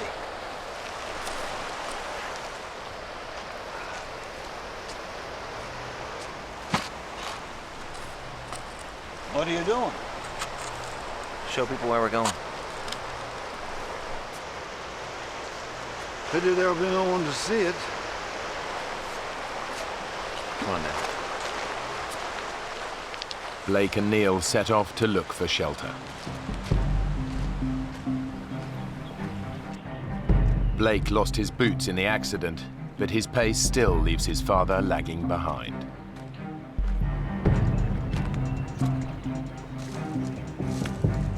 think that I wanted to move a lot faster than my father was able to move at the time. The freezing water has drained Neil's strength.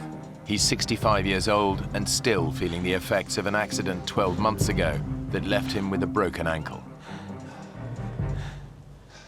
Blake! Can we just hold up here a minute? You're not even trying to find a place to stop. Oh, sorry, Dad. I just got carried away. There's no way we're just walking out of here. We're gonna have to find a good campsite and stay put. How agreed? All right. Okay. Give me your hand. Here we were in the middle of this vast wilderness, a good 60 miles from the nearest human being. No one was expected to be flown into the area for at least 2 weeks after our trip.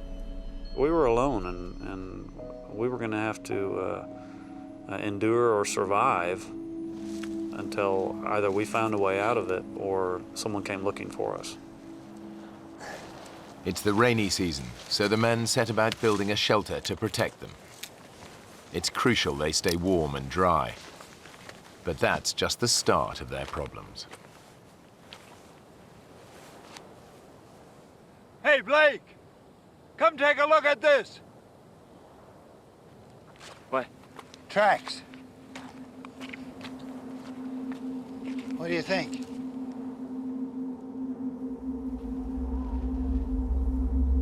Black bear? Uh-uh. More like a grizzly to me. There's dozens of them around here. Well, maybe they were just passing through. I'm gonna get that fire started. They packed a shotgun, but that's at the bottom of the river. Now their only defense against prowling grizzlies is fire. Their ordeal has left Neil and Blake battered and bruised. Now they have to contend with the cold. We got enough wood? Yeah, we got lots. You get closer to the fire. I'm warm enough. There. My father and I took turns laying towards the front of the shelter where the fire was. Try and get some sleep, okay? Yeah. And then whoever was laying in back would bear hug the person in front. Sleeping won't be easy.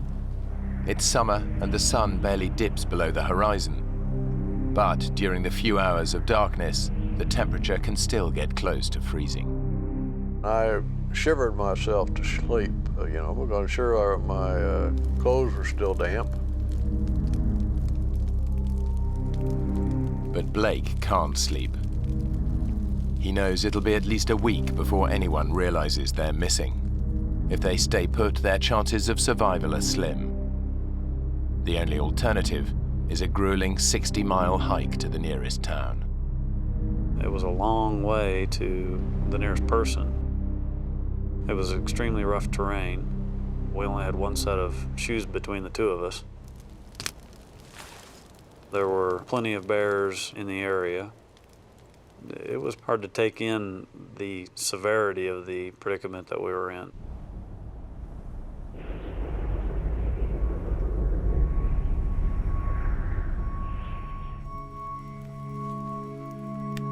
During the night, Blake has made a tough decision. Well, I needed to get back to Bettles. I needed to go find help. The #1 rule of survival is stick together. But Blake knows his dad isn't up to the hike. Dad? You okay? Yeah. Pretty sore, though. You slept? Not so much, no. I've been thinking. We gotta get ourselves organized. We gotta build up a nice big pile of firewood. Maybe make some traps. We're gonna need some food. I'm going for help, Dad. Help? From where? Blake had no doubt given it a lot of thought and decided that he could conquer this problem and hike back to Bettles. Bettles is 60 miles away. This is just plain crazy. Look, we talked about this. First rule of survival, stick together. Dad, I know all that, but no one else is going to be coming down the river for weeks. We can't wait that long. You trying to get yourself killed? Have you even looked at the map? There's a darn great river in the way. I'd ask him how in the world he was going to get over the Tingayuk River to our south, which appeared to be a pretty good-sized river, and he said, I don't know, I'll find a way. Yeah? How? This isn't some little stream. This is an Alaskan river in full flow. Now, do you have any idea how powerful that is? Yes, Dad. I was in one yesterday, remember? We're on our own, Dad. No one's coming. I'm telling you not to go. Leaving him alone was a hard decision, but I think he knew I was stubborn because I inherited that from him. You're really going, aren't you? Yes, sir, I am. I'm really going. Because if I don't, we're going to die here, Dad. You're going to need the knife. And the lighter. Now, what about the bears? You saw all those tracks. Well, you got the fire. That should keep them away. I meant you, son. What about the bears? I love you, Dad.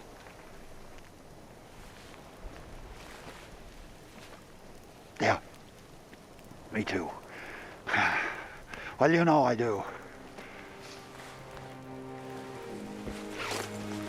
I'm gonna come back, Dad.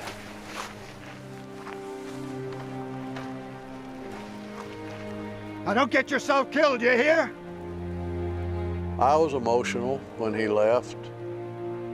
I felt alone and very concerned about being alone, but probably more worried about him and what he might encounter.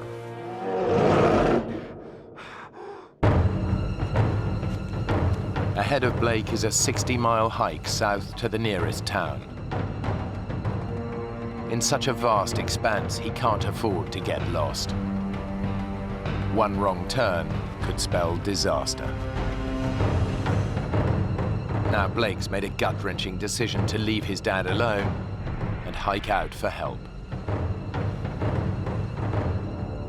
He's heading south for the town of Bettles, 60 miles away. The biggest obstacle in his path is the Tingayuk River. But first, he has to find it. Because of the scale of this map, it was a little bit difficult telling exactly where we were. I didn't have any great landmarks.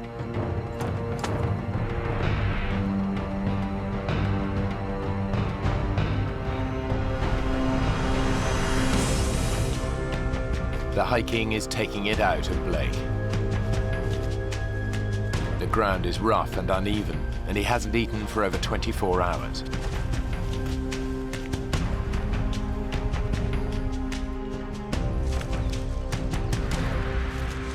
But he's still making good progress. Just a few hours after leaving his father, he hits the river.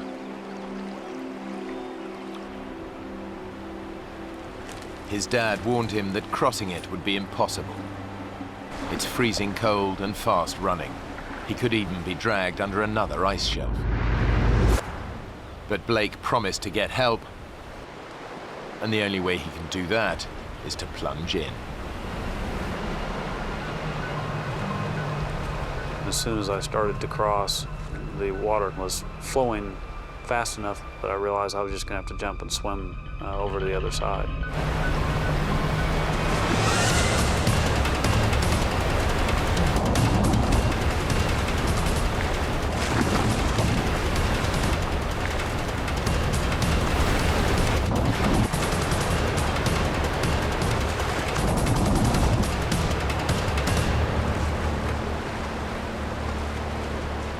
Blake has proved his dad wrong.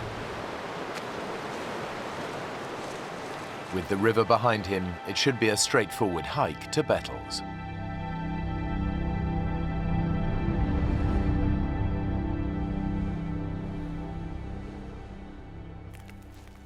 Back at camp, 65-year-old Neil is hungry and tired.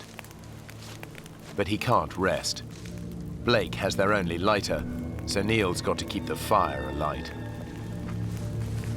It's his only source of warmth and his sole defense against the bears.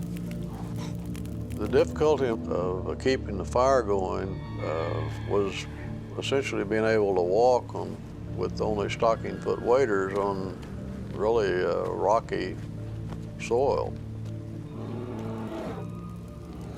Neil hopes the fire will be enough to keep the bears and wolves at bay, but he also shouts to try to discourage an attack. Anybody home? Oh, I'm down and join me!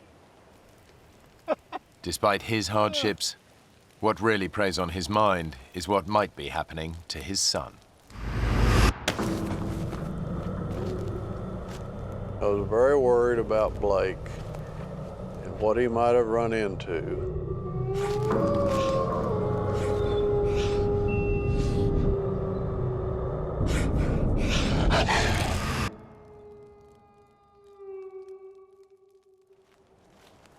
Like his dad, Blake is trying to frighten predators away by singing aloud. All night long, never got tired. Most of my songs were moose tunes and bear tunes, which was really quite ironic.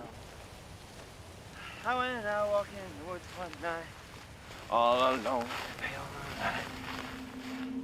I hid myself, tree up, to see what I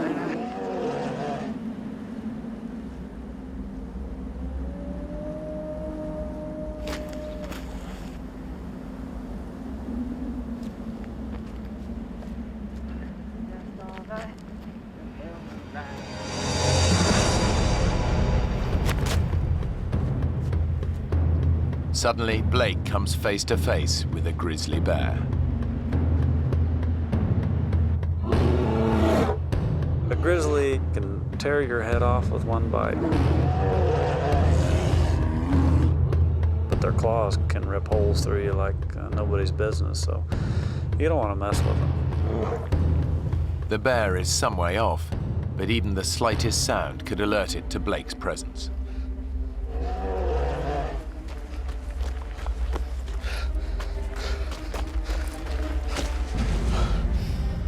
I certainly sent the adrenaline through my body when I saw him. Blake daren't make a sound. The bear's too close. It was scary seeing him out there. He wasn't far enough away for my liking. The bear hasn't spotted him, but grizzlies have a sense of smell 100 times more powerful than a human, and can pick up the scent of prey from more than 2 miles away. But Blake's in luck. He's downwind of the bear, and his scent is carried in the opposite direction. But the wind could change. He risks making a run for it.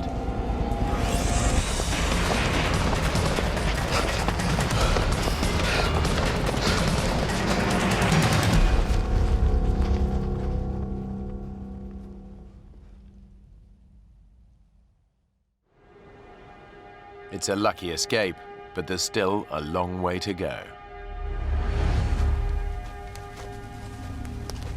Blake's making good ground. By his estimation, Bettles is just a day and a half's hike away.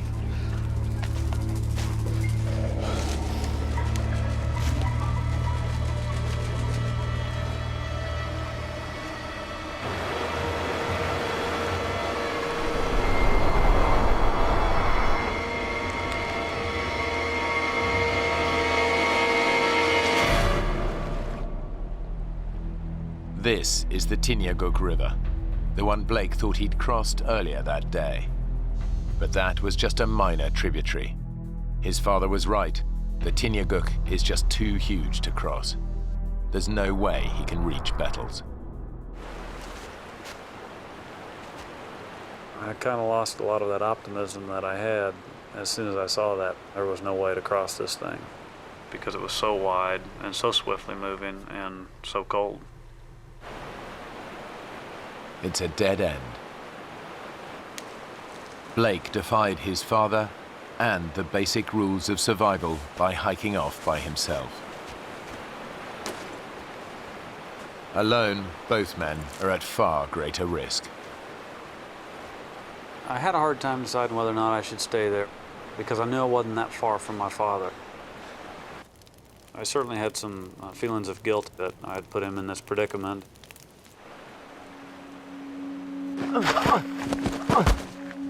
Now the mental and physical strain of the last 2 days finally catches up with him. I realized I needed to rest. That was something my body was asking for at the time because it had been a long sludge.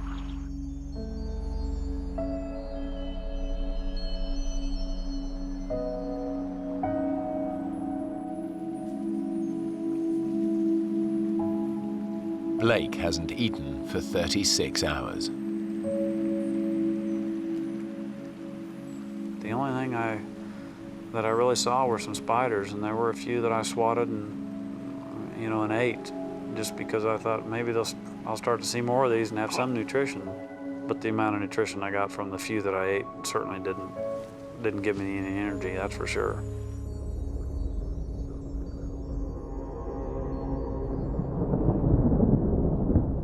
I was awakened by some raindrops that were hitting me on the face. I was worried about my father because, he would have gotten just as wet. He didn't have a lighter to restart a fire had his gone out. In the rainy season, downpours can be intense. If the fire goes out, Neil risks bear attack and hypothermia. The possibility of rain was a real problem. It would put out a fire, and there wasn't any way to keep a fire going. And that's what I had to try to do. The rain clouds blow over.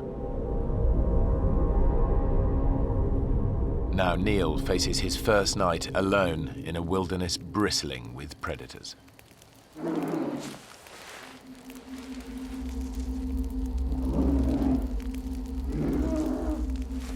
As everyone knows, you try to make noise in the wild with where bears are present. I said a lot of stupid things in order to make noise, and one of them was, "I'm the king of this valley. Everyone who lives here at my pleasure." You want to see me, you have to go through my nights. Blake, where are you? I hope you're all right, Blake. I want to see you back here. His only defense against bears and wolves is his fire. And the difficulty of keeping the fire going was staying awake enough. I would wake up in the middle of the night and maybe have a problem and have to work to get her going again. If the fire goes out, Neil is in big trouble.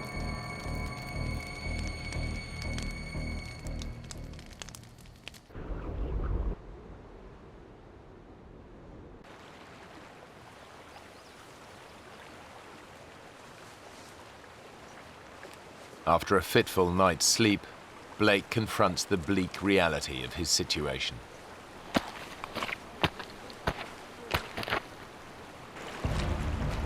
I was distraught when I realized that there was pretty much no way to get to Bettles. I was a long way from what I'd hoped to be my final destination. But he has one slim hope. I kept thinking about the fact that these bush pilots fly up and down these rivers, so they might be flying directly overhead. If he can make himself more visible, he might be spotted by one of these passing planes. Despite his weakened state, he starts to gather driftwood for a signal fire. I actually set one of these log jams on fire, hoping that someone might see this smoke. But even this simple plan fails.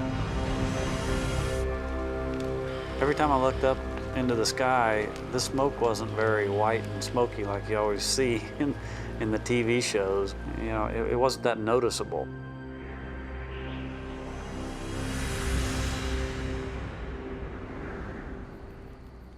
It's Neil's third night alone in his brushwood shelter.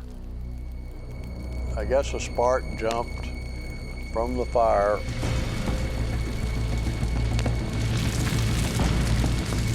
All of a sudden, there was a fire going on right above my head, and I'm talking like 18 inches above my head. So I had to get out of there fast. He can only watch, helpless as his precious shelter burns to the ground. I got out of there and watched as fire just burst into an inferno. Neil knows he must save part of it to light a new fire. Without it, he'll be freezing cold and have no protection from prowling predators.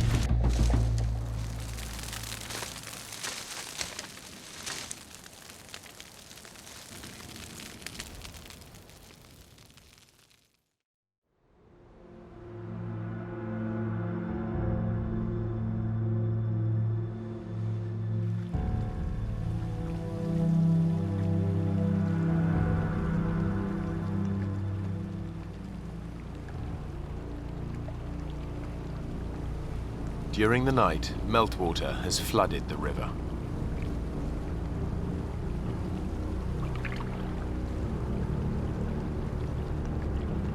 Blake realizes he could be in danger.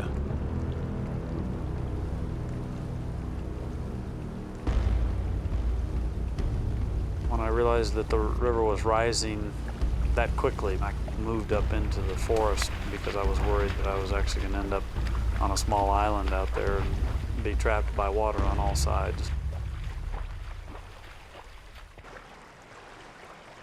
Upriver, Neil is exhausted and hungry. His precious shelter was destroyed in the fire, leaving him exposed to the risk of a freezing downpour. Now daybreak brings a new enemy, the blazing sun. The sun was coming down pretty hard, and there was essentially no cover. He needs to build a new shelter. But it's becoming harder and harder to carry out even simple tasks. Ow! There's only so much punishment a 65-year-old body can take. After 3 days without food, Neil is weakening. Blake's decision to hike for help has backfired. Now his actions could cost his father's life.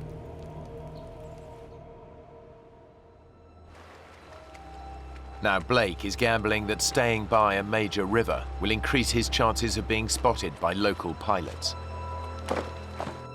But since nobody knows they're missing, his chances of being rescued are slim.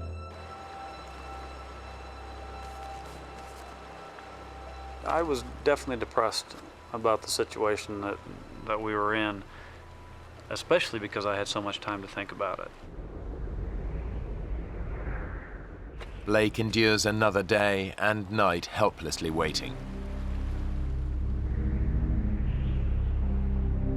His constant fear that his dad hasn't survived his ordeal.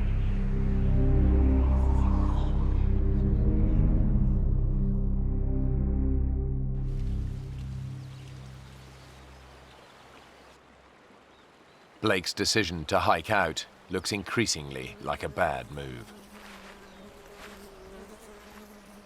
Around 6 or 7 in the evening on Tuesday, I was laying over by my fire when I heard the sound of an airplane. And my God, he was coming up on me quick, I could tell. I ran as fast as I could.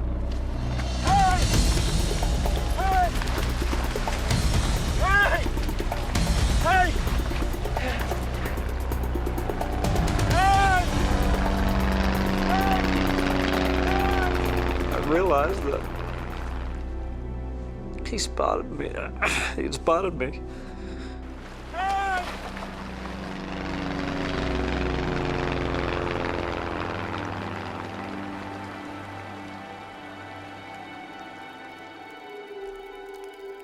3 hours later, and there's still no sign of rescue.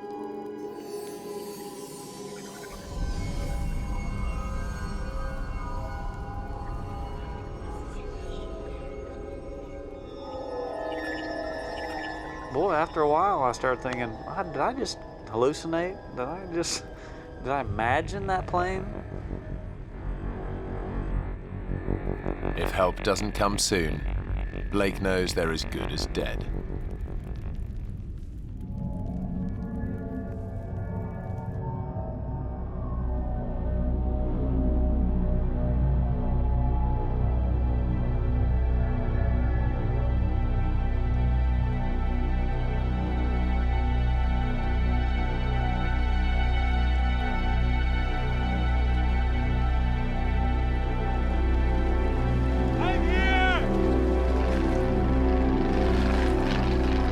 The same plane, and as they flew over me, they dropped a bag of stuff.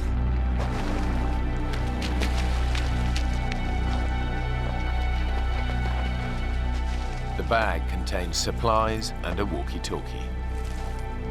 I turned that radio on. I kind of told him what had happened. There's only one thought on Blake's mind.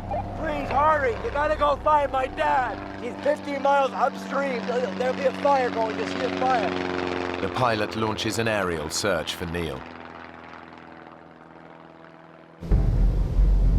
And Tango, where are you guys at? Okay, we're gonna head north. A plane reaches the right area within 10 minutes. Neil's camp should be easy to spot. But when the pilot reports back to Blake, the news is bad.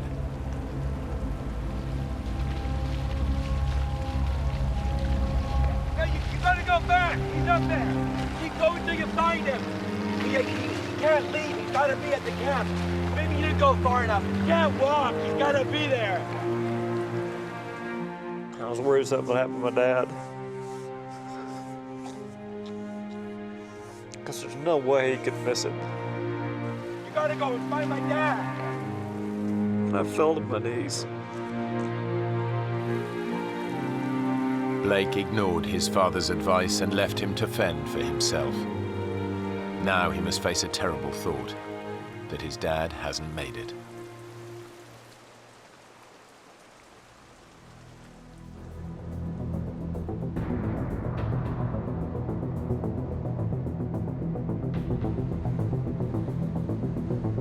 The aerial search continues. But in such a vast wilderness, Neil's camp is proving hard to locate.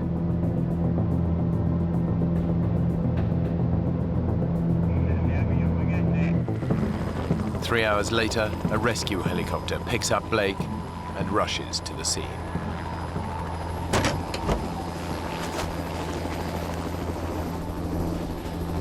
Neil! Neil! You okay?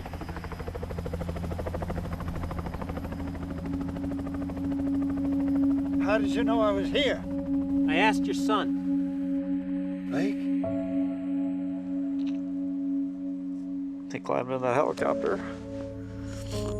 Dad! I'm so sorry, Dad. I'm so sorry. And hell, all I could say was, man, you look like hell. Well, you don't look that cute yourself. I was very happy to see him. Very, very happy. Can we get the hell home now? Let's get out of here. And then we took off. Together again. The men later learned that their initial camp was not on the flight path of any local aircraft. If Blake hadn't tried to hike out to Bettles, he and his father would almost certainly have died. After the accident, Blake moved his family back from Alaska to Oklahoma City to be closer to his mum and dad. He now runs a GP practice there, while Neil continues to run his building management firm. Blake and Neil still regularly go hiking together, but they've never gone rafting again.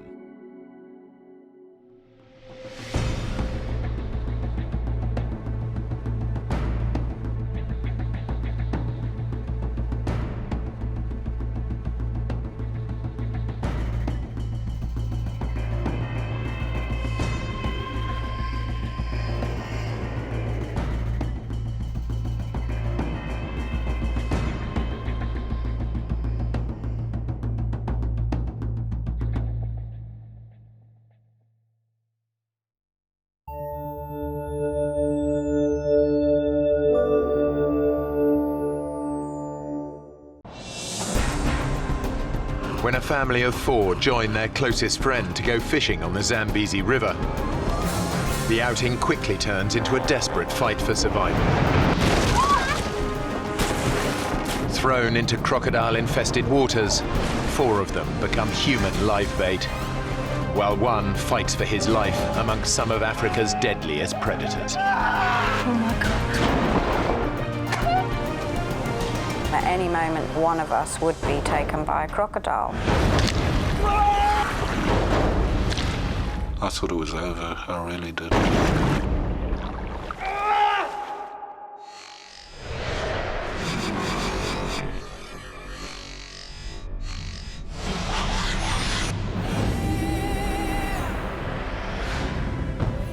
Zambia, one of the wildest countries in Africa, home to the spectacular Victoria Falls.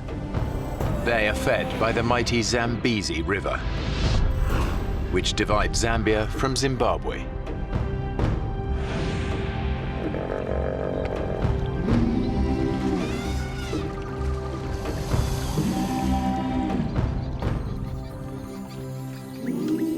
It's here on one of the river's most isolated stretches that 2 friends have planned a weekend fishing trip. Arthur Taylor and Alistister Gallatley have known each other for over 25 years. Our kids have grown up together with Alistister. Basically, Alistair's part of the family. He's a very good guy in a crisis and a very good friend. We've known each other a while, eh? We've spent a lot of time together. We go fishing a lot.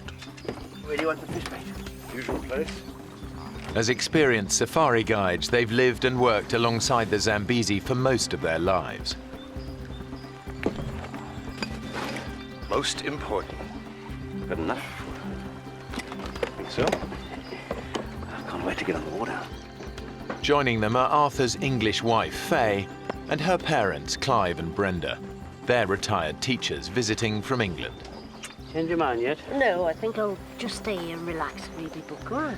They've both lived in Africa on and off over the years.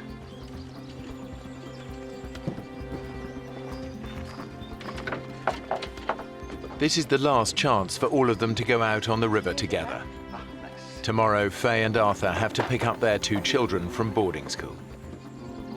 But even though she spent a lot of time in the bush, Brenda isn't keen on the idea of going fishing.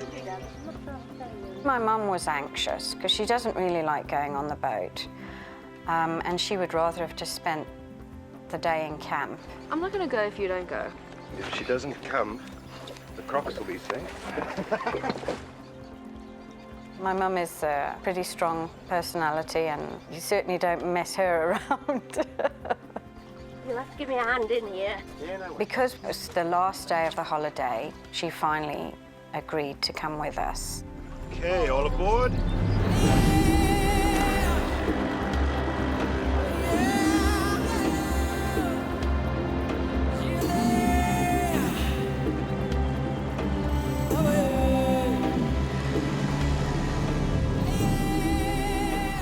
This is one of the river's most remote stretches.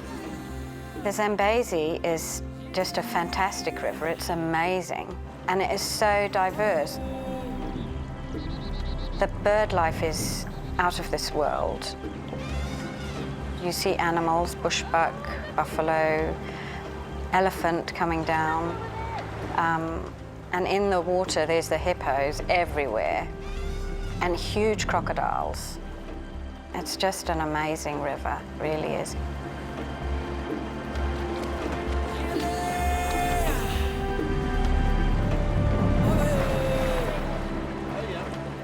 It was all very relaxed atmosphere. Very carefree, nobody had a worry in the world. You want to try catch some fish, Brenda? Oh, no, I'm not good at that. Come on. Come on, it's easy.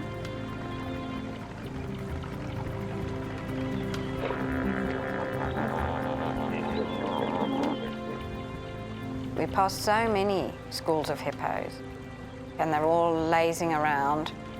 They just look so peaceful and so placid. Most of them are in herds or groups, and then you get the few odd single males. As long as you give them a wide berth, the chances are you're not going to have any problem.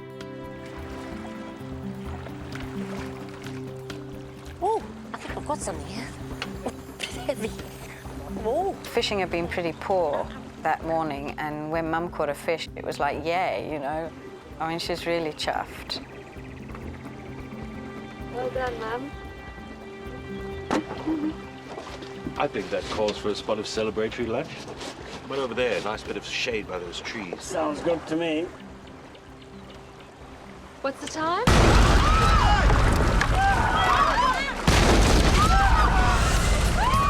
There was no warning.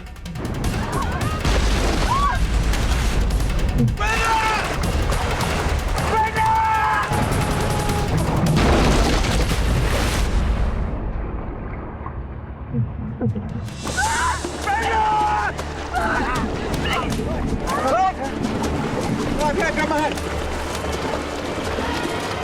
He's coming! Let me go!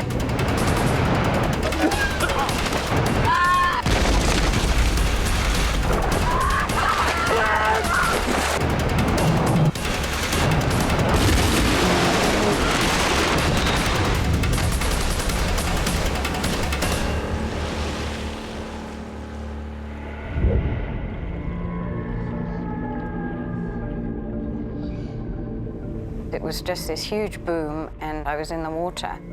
I think my subconscious was saying, this is it, this is the end.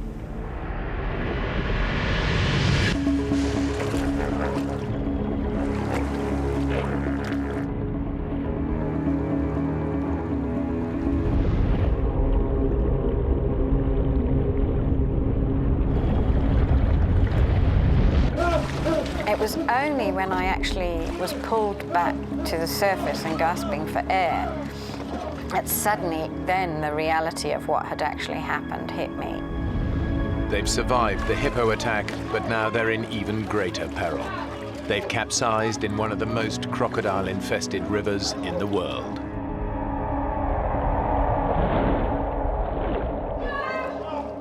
To think about, you know, my bare, dangly legs, it sent a chill through me, thinking that any moment now, one of us would be taken by a crocodile.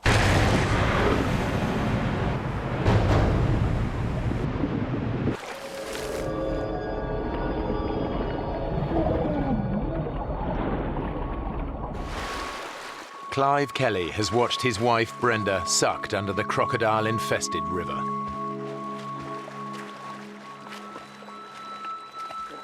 He has no idea if she is alive or dead.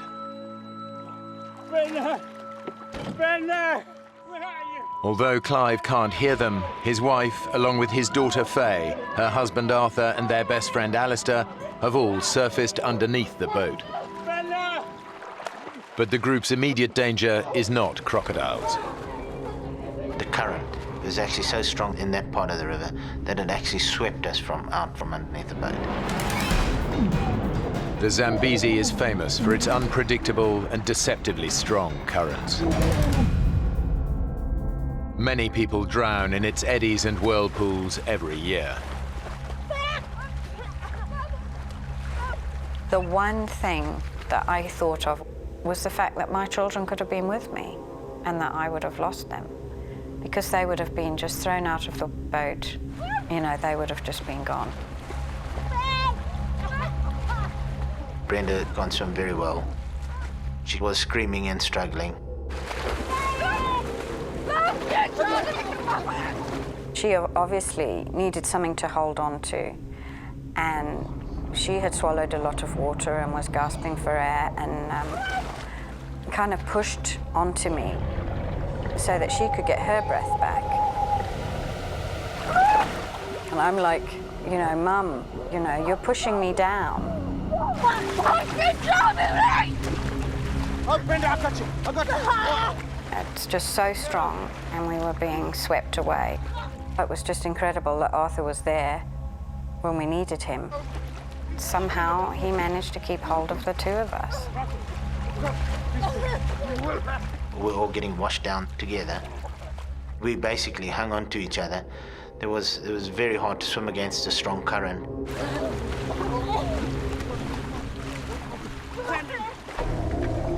The boat has become snagged in the middle of the river.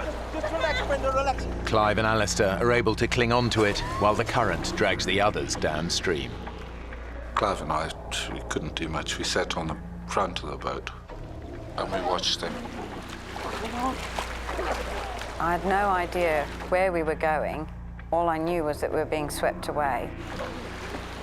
The current was really, really strong and it was just sweeping us down. We were trying to make our way to shallow waters. We knew it was our only hope of survival. Luckily, the current actually took us towards the middle of the river, which was slightly shallower. It's a sandbank. There was a submerged island.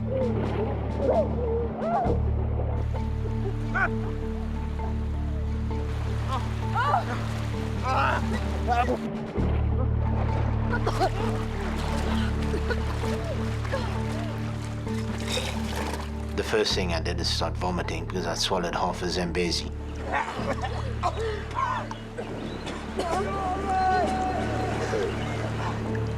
Alistair has seen his friends struggle against the current. He knows Clive would find it virtually impossible to make it to the sandbank.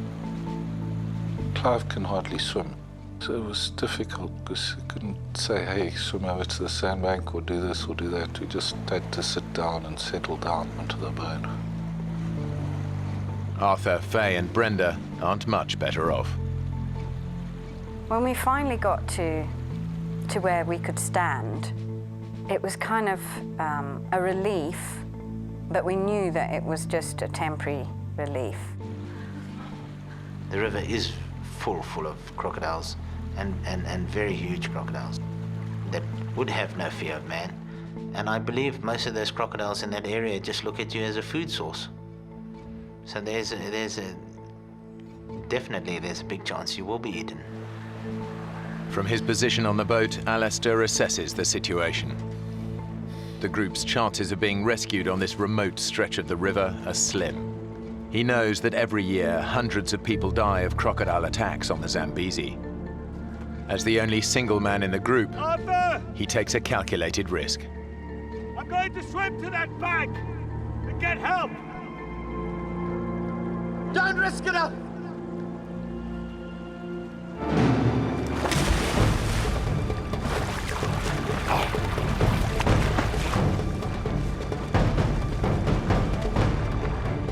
He's crazy.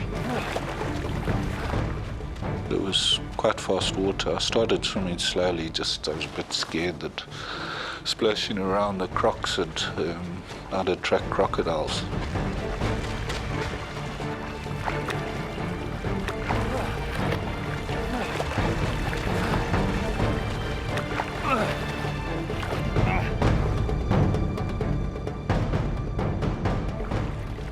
I was probably swept down 300-400 meters. I was pretty tired by then.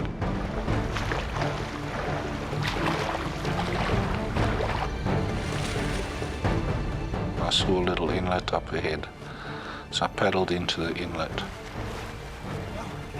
Out of sight from the others, Alistair finally reaches the safety of the riverbank.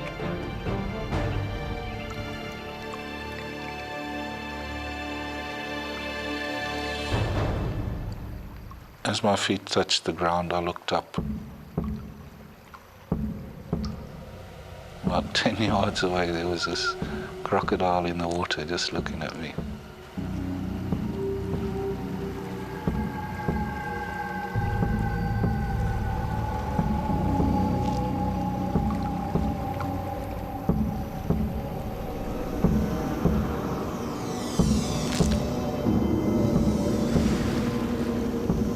It was scary. I didn't quite know what to do. I think I actually panicked. I decided the best thing to do is try go for the crocodile and maybe chase it.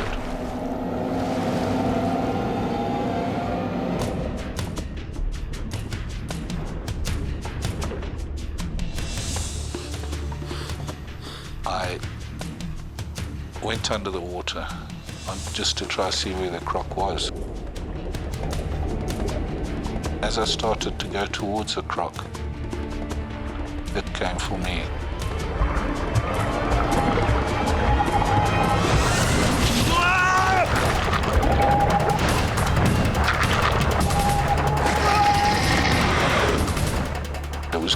my legs, and I pushed it away with my left hand. Its teeth cut my left hand up a bit, and it disappeared.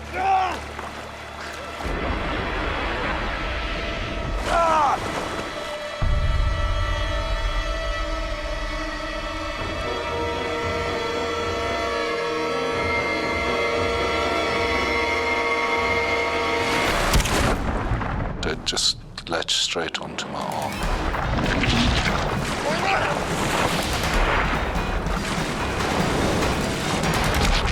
It was just trying to really tear my arm off. Alistister is trapped in a death roll, a spinning maneuver used by crocodiles to drown and dismember their prey. I was getting pretty weak. I thought it was over, I really did. I couldn't see any way of getting out of it. His right arm trapped in the crocodile's jaws, Alistister thinks of one last thing that might save him. I took my left arm and tried to get it inside the crocodile's jaw. They've got a flap in the back of the throat which keeps the water out when they're underwater. I tried to reach that. The second I did that, once I got my other fingers inside the mouth, it let go.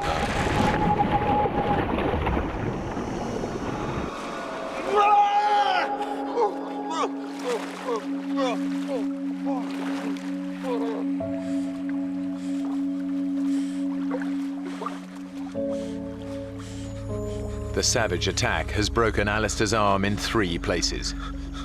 His shoulder joint has been ripped from its socket. I was pretty scared I was going into shock. I was very weak. I lost a lot of blood.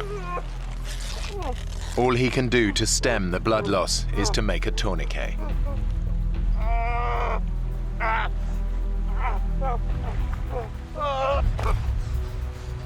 Arthur, Faye and Brenda lost sight of Alistister soon after he was swept downriver. They have no idea that he has been attacked by a crocodile. I distinctly heard him shouting, "Oh my God, oh my God." And we just thought he was exhausted and was just kind of relieved that he'd got to the other side.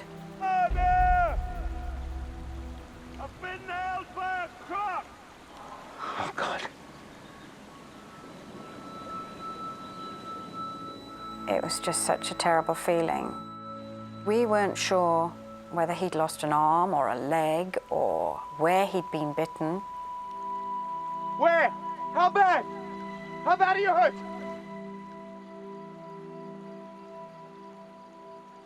We weren't sure if he was going to make it through even the next hour, let alone the next day. Alistister! Alistister! With their best chance of rescue gone, Arthur decides to take matters into his own hands. Arthur, what the hell are you doing? I'm going for help. I walked towards the Zimbabwe side of the river to see if we could swim across there. He just went deeper and deeper into the water.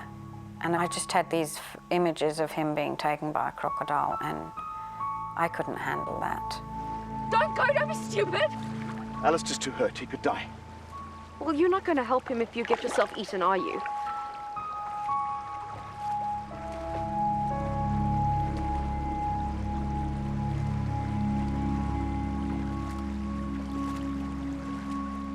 On the bank, there were several crocodiles laying there, so I wasn't about to jump in over there.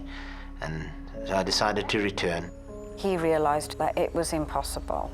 Every 10, 20 meters, there's a crocodile lying on the bank of the river. It's just hopeless. The whole situation was just hopeless.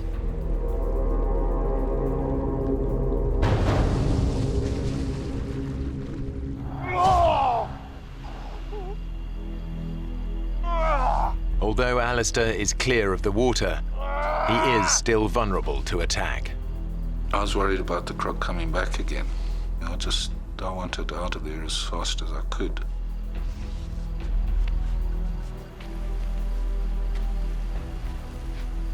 The sun was pretty hot, and there was one tree in this pile of rocks that I went and I sat under to try and sort my arm out.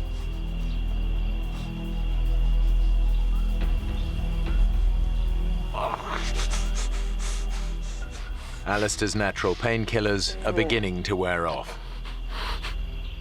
He's feeling the full force of his injuries.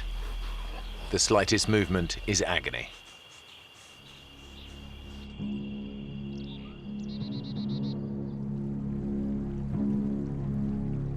Clive is still stranded in the middle of the river. And now the boat is beginning to sink.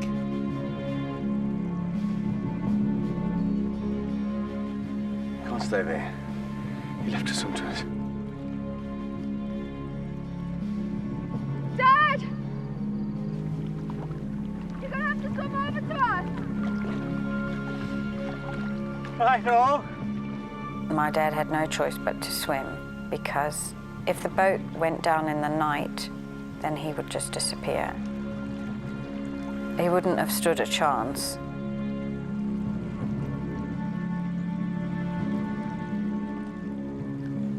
Brenda!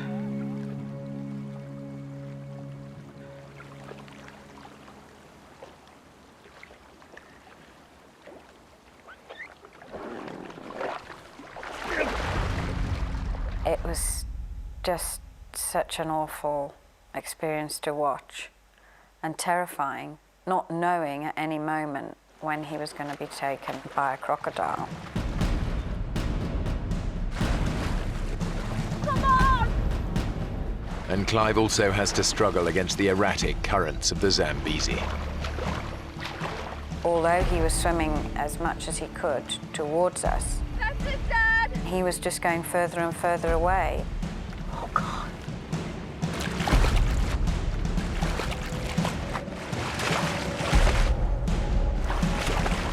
Come on, Clive. Yes. It seemed to take forever. Greg, keep at it.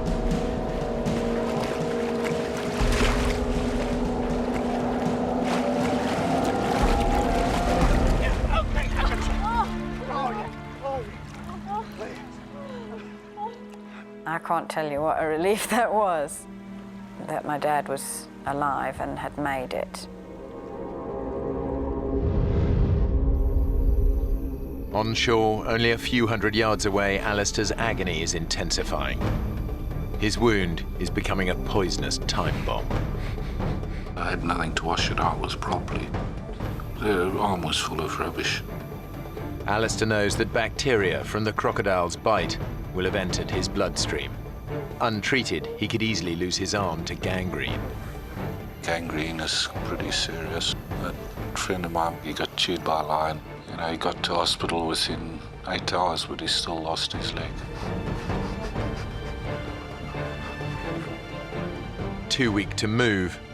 If the gangrene doesn't get Alister, the predators might.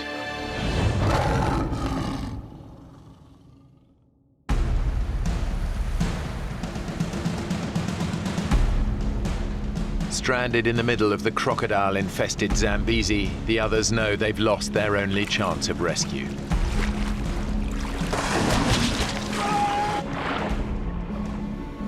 Any hope of being found before sunset is fading fast. What's in your mind? No one's going to come by. The area is so remote that the chances, I would say, are very, very slim. You're very lucky if help does come your way out there. Can't possibly survive in the river.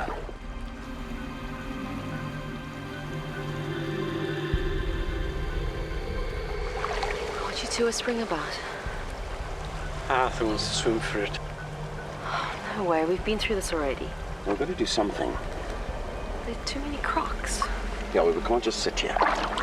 Arthur, wait. Arthur thought that he may try and swim towards the Zambian side, so he could see how badly Alister was injured. But I knew that I couldn't bear him to go. But I would not be able to make it without him. Please. Maybe maybe we could all swim together. It'd be a big mass then, and that might scare anything off. Mum? Mum, do you think you can? I'll try.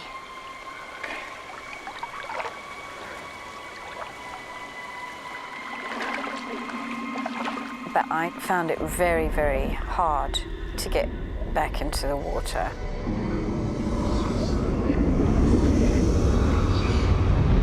We were all so out of our element. I just freaked. No, it's no use like that. I just started to panic and said, I can't do it. I just cannot go through with this. I can't go across. Sorry. Current. Definitely, you get a sense of, well, frustration out of the fact that there's nothing you can really do besides stand there and wait for help. They all face the prospect of a terrifying night with no hope of rescue. It's a terrible feeling knowing that somebody is lying, bleeding to death, and that you are unable to do anything about it. I can't tell you how terrible that makes you feel.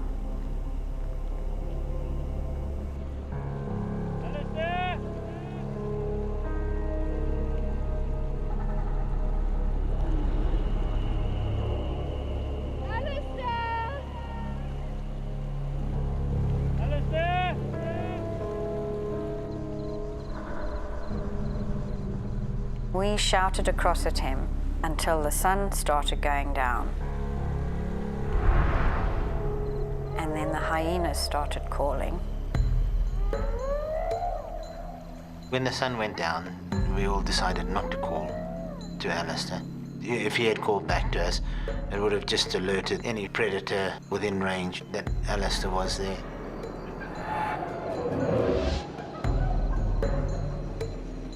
Night is the most dangerous time in the African bush.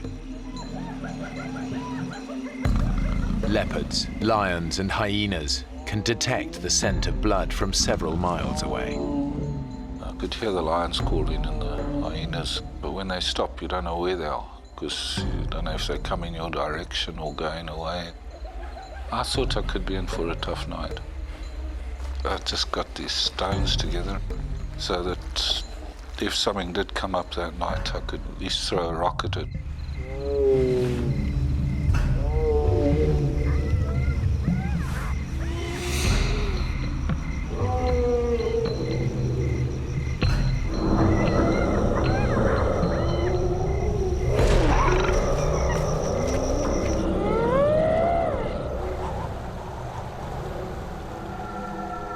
When it got really dark, the wind picked up and it really got cold. I was absolutely freezing and my teeth were chattering and I just couldn't get warm. It was extremely cold.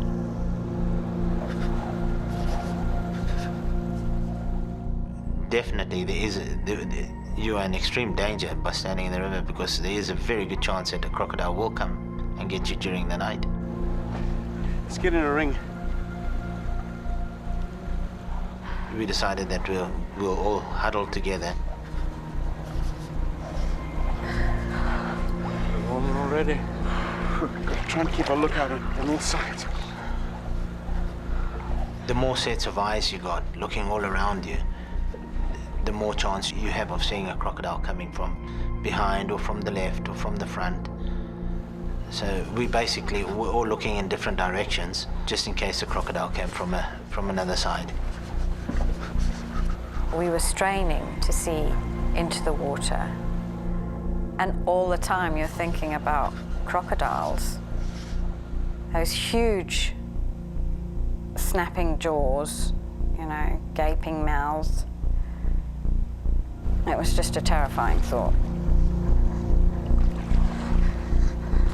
What's that?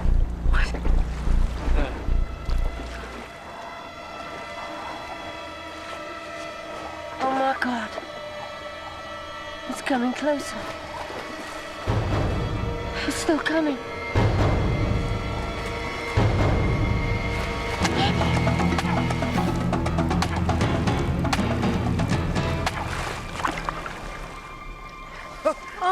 bloody cross. In the tiny bit of light that there was, the vegetation that was coming down, branches, clumps of reeds, all of them looked like a potential crocodile. We were all very vulnerable. Yet the worst thing was not knowing what had happened to Alistair or if he was going to make it till the morning. The hyenas started coming closer. The lions moved closer. We were just worried that they would pick up the blood trail and by the morning, Alistair would be no more. I was worried I'd left a blood trail when I walked out. And I was worried something had picked that up and come following it. I was worried about the lion and hyena. There's a lot of them around the area. I heard grazing, and I looked up.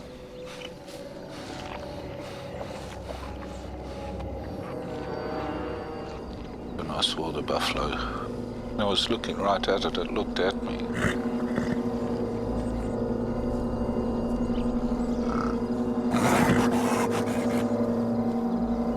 If you get into their danger zone, or they're wounded or sick, buffaloes is really pretty dangerous.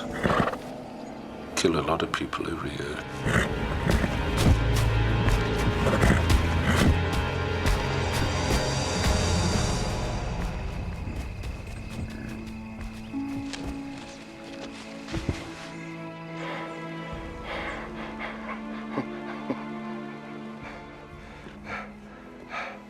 For some reason it came and lay down 10 yards away.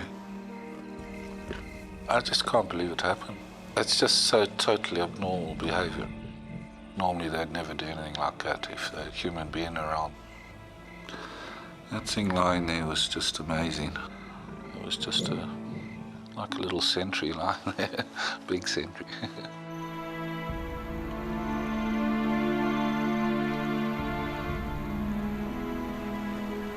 The darkness all around us just seemed to make you realize just how vulnerable you were in that great vastness. You were a nothing, and things were just out of your control.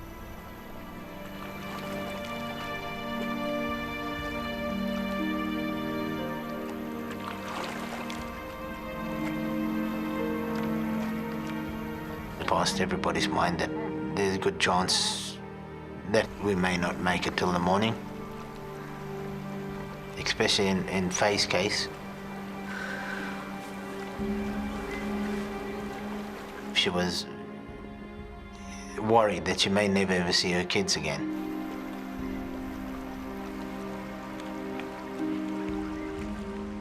At the time, I daredn't even think. And when I did, I just went cold.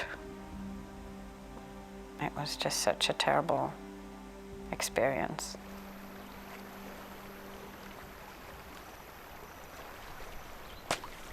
What's that? It was like a slapping sound.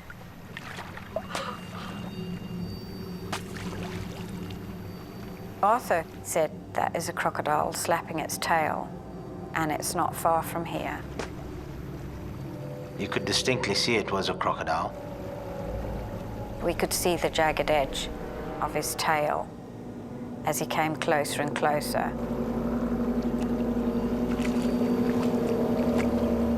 Suddenly everything is awake. Your ears, your eyes. A big panic. Wait, not it. When something is coming directly to you, you fear the worst. Wait, not yet.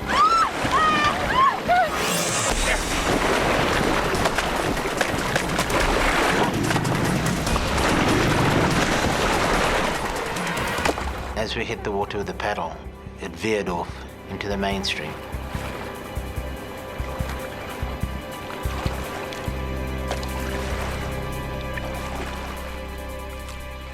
We were on tenterhooks after that, looking around in case another crocodile did come by. The pain had set in during the night. If I moved a little bit, it got pretty serious. If I stayed in one position, I was fine. Alistair knows the worst thing he could do now is fall asleep. If he does, he could slip into unconsciousness, and with wounds this serious, his body could shut down and he could be dead by morning. But he's lost a lot of blood. He can't keep himself awake.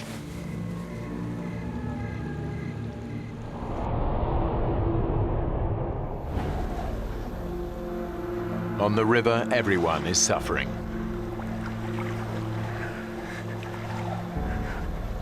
Standing for such a long period of time, we did get really tired. Our backs were aching. We were freezing cold.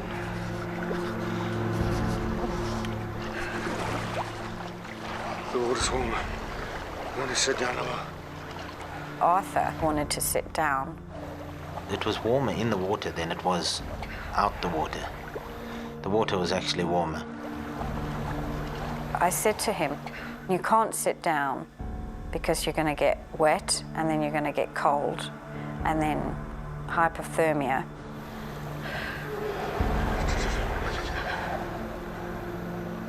I said, we've just got to get through this. We've got 2 children to think about and they need us.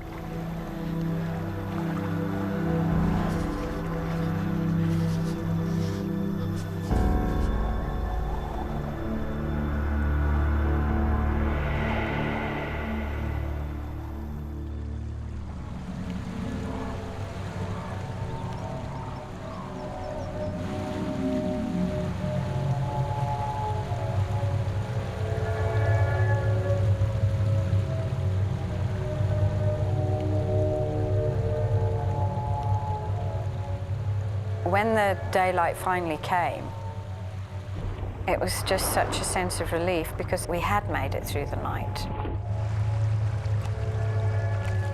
But we had worried that Alistister had bled to death. I mean, we had no idea what had happened to him and how badly injured he was.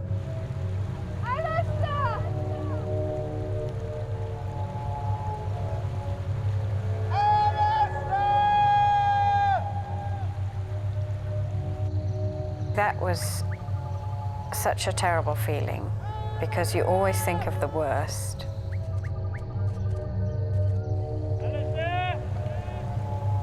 And physically and mentally, we were just exhausted. After almost 20 hours stranded in the water, the group are desperate. We were thinking, well, you know, it's another day and somebody has got to come past.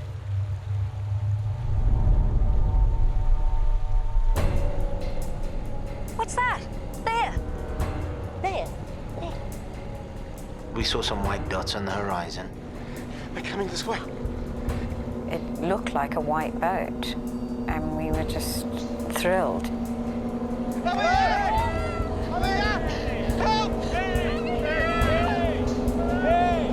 This way! Over here! Turned out there were cattle egrets flying towards us. And our hopes were shattered. It was devastating. Damn it! As the birds flew off. Just felt so helpless, completely helpless.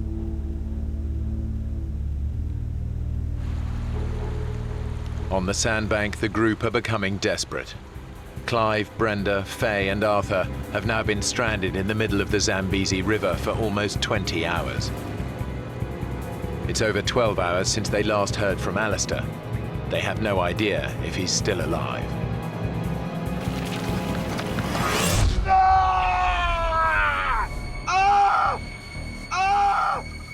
There was this pain, just like needles all over the place, especially on my arm.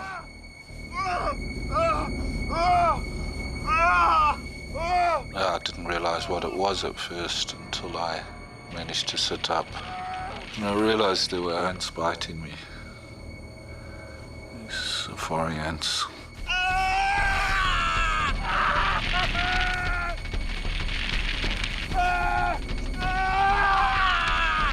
Safari ants are one of the most vicious insects in the world. They've been drawn to Alistair by the scent of his blood.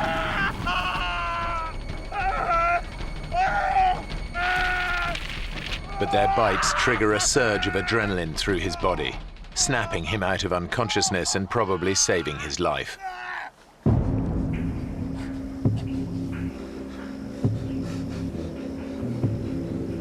Alistair forces himself to move on. It was tough going. I couldn't stand up. I had to sort of bent over, using my left arm on my knee to try and keep support. Alistair realizes he's the only one who can find help for the others. But it's now 24 hours since the crocodile attack. He's lost a lot of blood. He's weak and disorientated.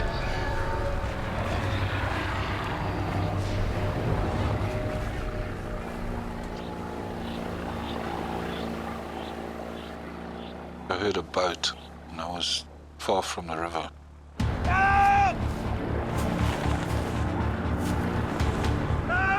I thought I'd never get down to the river in time.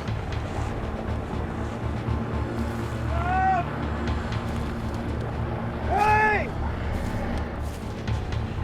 Hey! Hey!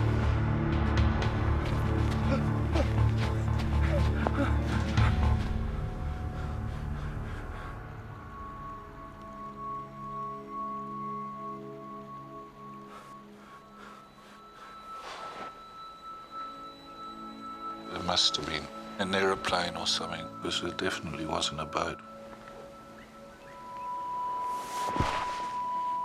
Despite the threat of crocodiles, Alistair loses consciousness.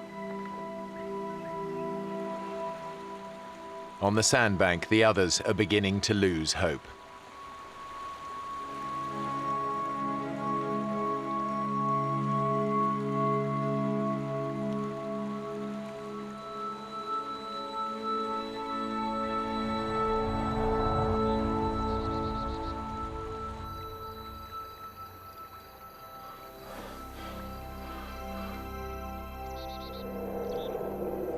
It turns out that Alistair did hear a boat.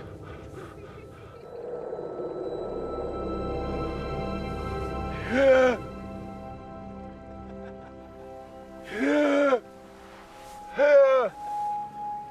thought, surely they're going to come across. I tried to shout, couldn't get it out. They started to move off.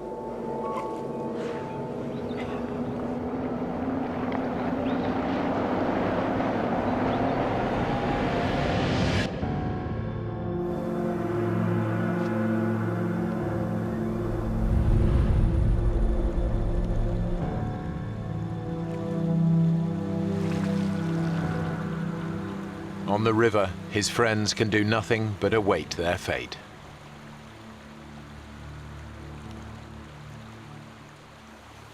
Canoes. Amanda, just don't. I can see them there.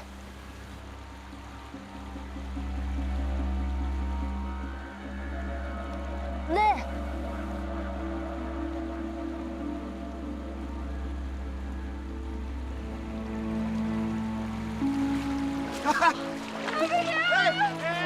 Incredibly, some canoeists have ventured this far down the river.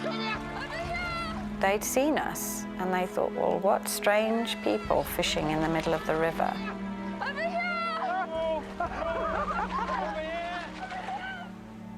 I can't tell you how that felt, really. I mean, it was just a sense of relief. We were going to be all right. It was also still worry for Alistair. We hadn't heard from Alistair for several hours.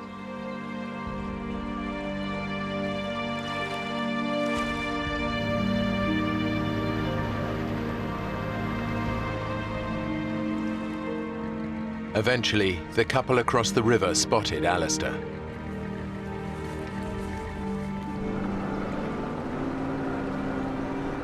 They took him to safety, where he was reunited with the others. Despite his terrible injuries, surgeons were able to save Alister's arm.